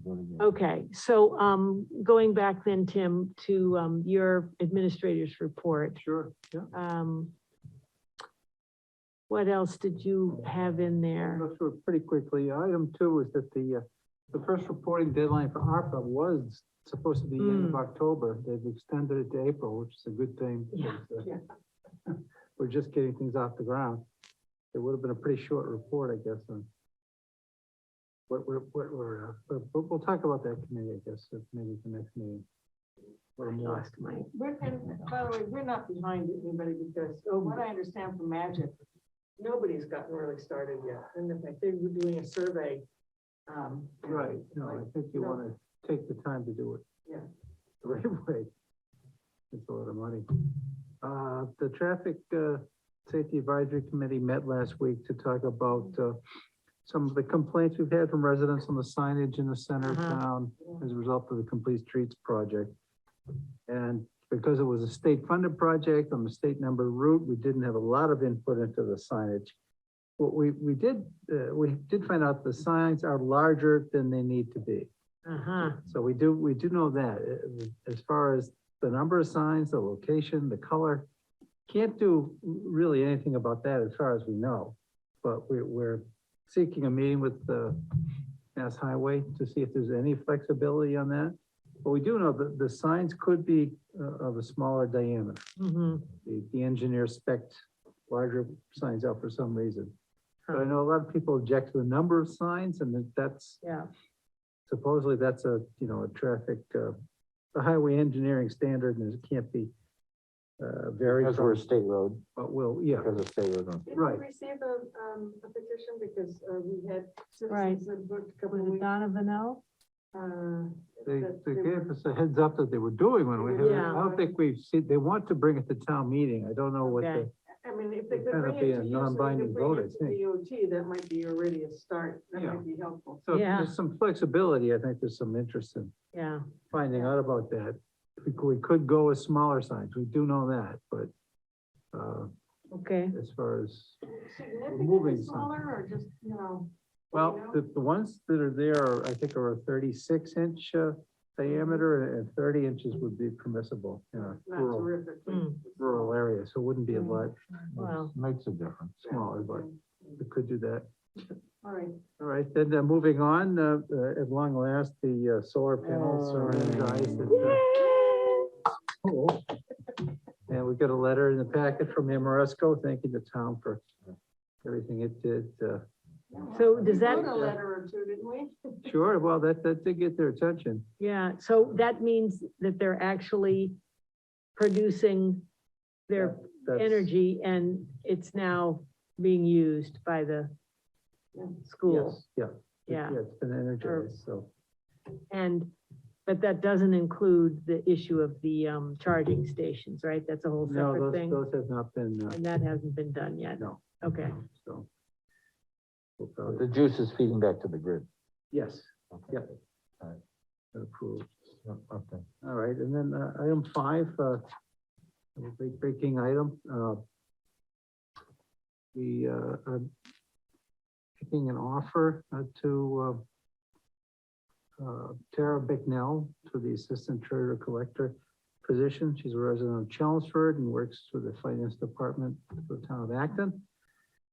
And, has a good background in, financial positions, including banking and, obviously the work with Acton. And she has taken, classes at the certification school at UMass for municipal financial officials. And she's passed her Cory check, and we're working on the credit check that we do for all financial positions in town as we speak. So we ask, if the board, would approve that, we could finalize that offer to her, which was at the first step in grade 9. It's a grade 9 position. That was at the minimum, the pay scale, 2 weeks vacation, pretty standard. I think they included the letter in the packet. So if the board will give us the authorization to move forward with that, I know the treasurer could use the help. yes. Certainly. Could I have a motion, please, to support? I move that we support the offer for the assistant treasurer. Second. Any discussion? Very happy that we have found somebody that you. Yeah, no. Yeah, it's, and then- And that we can Yeah, it looks like somebody maybe who's, start to put, you know, yeah, right the Get ship. things. yeah. All right, great. All those in favor, signify by saying aye. All right. Any opposed? Great, carries you. unanimously. And then you'll see the draft schedule for Yes, October 26th, the meeting. We'll add the Eversource public hearing to that, and Boy, it looks really maybe some good. other, we'll be meeting later Wow. this week, to talk about, Yeah, we're gonna meet, I guess, Yeah. to sort it out, but. Yeah. Yeah, I think you're gonna have to pair this a little bit, or maybe we have. you know. oh, well, yeah, this is, our Yeah, and first the, crack at it. yeah, and Oh, we have half an hour for mask mandate. I personally don't think it's gonna take that long. actually, we can take the mask mandate off More or less been because we done, right? just supported the Board of Health. Okay. Yeah, so that's off of there, Oh, Okay. yeah, so that's good. Okay. Transfer station, town governance, municipal. That might be too much to have those 3 in a All right, row. we'll, when are we meeting, Jen? Well, we should, Let's Is that right? schedule that, Yeah, yeah. we can do that. Just Okay. quickly after the meeting's over tonight, Yep. double check on that. Anything else that, anyone wants to say about this upcoming agenda? No. Okay, you're not there. all right. And, at some point fairly soon, I'd like us to go back and look at our goals.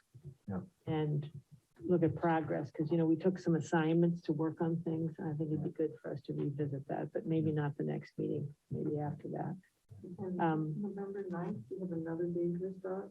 Yes, we do. Lucky us, but now we know what to do. Well, it doesn't have to be the 9th either. I mean, if you want to take a little break between, it could be the 20th. Well, I think we should reflect on lessons learned about how you Yes. run a hearing, how you control a hearing. I mean, they Yes. were a tough bunch, but Yes, I think my view, just my quick takeaway is our documentation package needs to be more complete going in and more buttoned down, like it's sort of haphazard. easier to Easier to read. read, yeah, and we maybe need with to a stick summary really or tight, something, right. yeah, yeah. And we need to be really like buttoned down on it and not let people in, like, tell your thing, I think, what's his name, Wayne does a really good job, like, in a gentle way. At town meetings, we kind of, be on point, and we kind of let them run loose, which was not great, but anyway, we learned, right? Yes, We learned the hard way. So we don't, you don't think we learned, or you? Well, I think we learned, but well, I feel like I understand a lot more about, Yeah, how yeah. to do this and what Yeah, the. the law, what we know the state law laws better are. now. Yeah, And the yeah. process better, so. yeah. Okay, It's just a fine balance between when you listen to people and when you're shutting them off, and it's hard to figure that out. It is hard, it is hard. They're very passionate, of Yeah. course they are. and it's emotional, right, Yeah. right, yeah, All right. um, Shall we cover the drunken sailor here, Barney Arnold? Look at this. well, you don't, remember, you don't have to do 800,000, anything on that, it's just Yeah. sort of for information. So there you go, you can appreciate how much I like to spend, and, yeah, and I think we're done, there wasn't anything else on here that we needed to do tonight, correct? Okay, Okay, very good. excellent, so it's not too bad, you guys, No, you didn't. 10:05, and it's, Covered. and we only had to move a few All right, things to move off a the few people agenda, around. yeah. In hindsight, maybe 45 minutes was a bad call for that hearing. On the dog hearing, yeah, does anybody recall me saying No, that we will no. not accept new testimony? That'd be silly. Why What would would you be the continue point the of hearing? continuing the hearing? You would have closed the hearing, right? Yeah, Absolutely not. okay, I didn't think I said that. Yeah. All righty, so let's, take a motion to adjourn. Move to adjourn. I'll second that. All in favor? All right. All right, we are unanimous in adjourning, in our adjournment.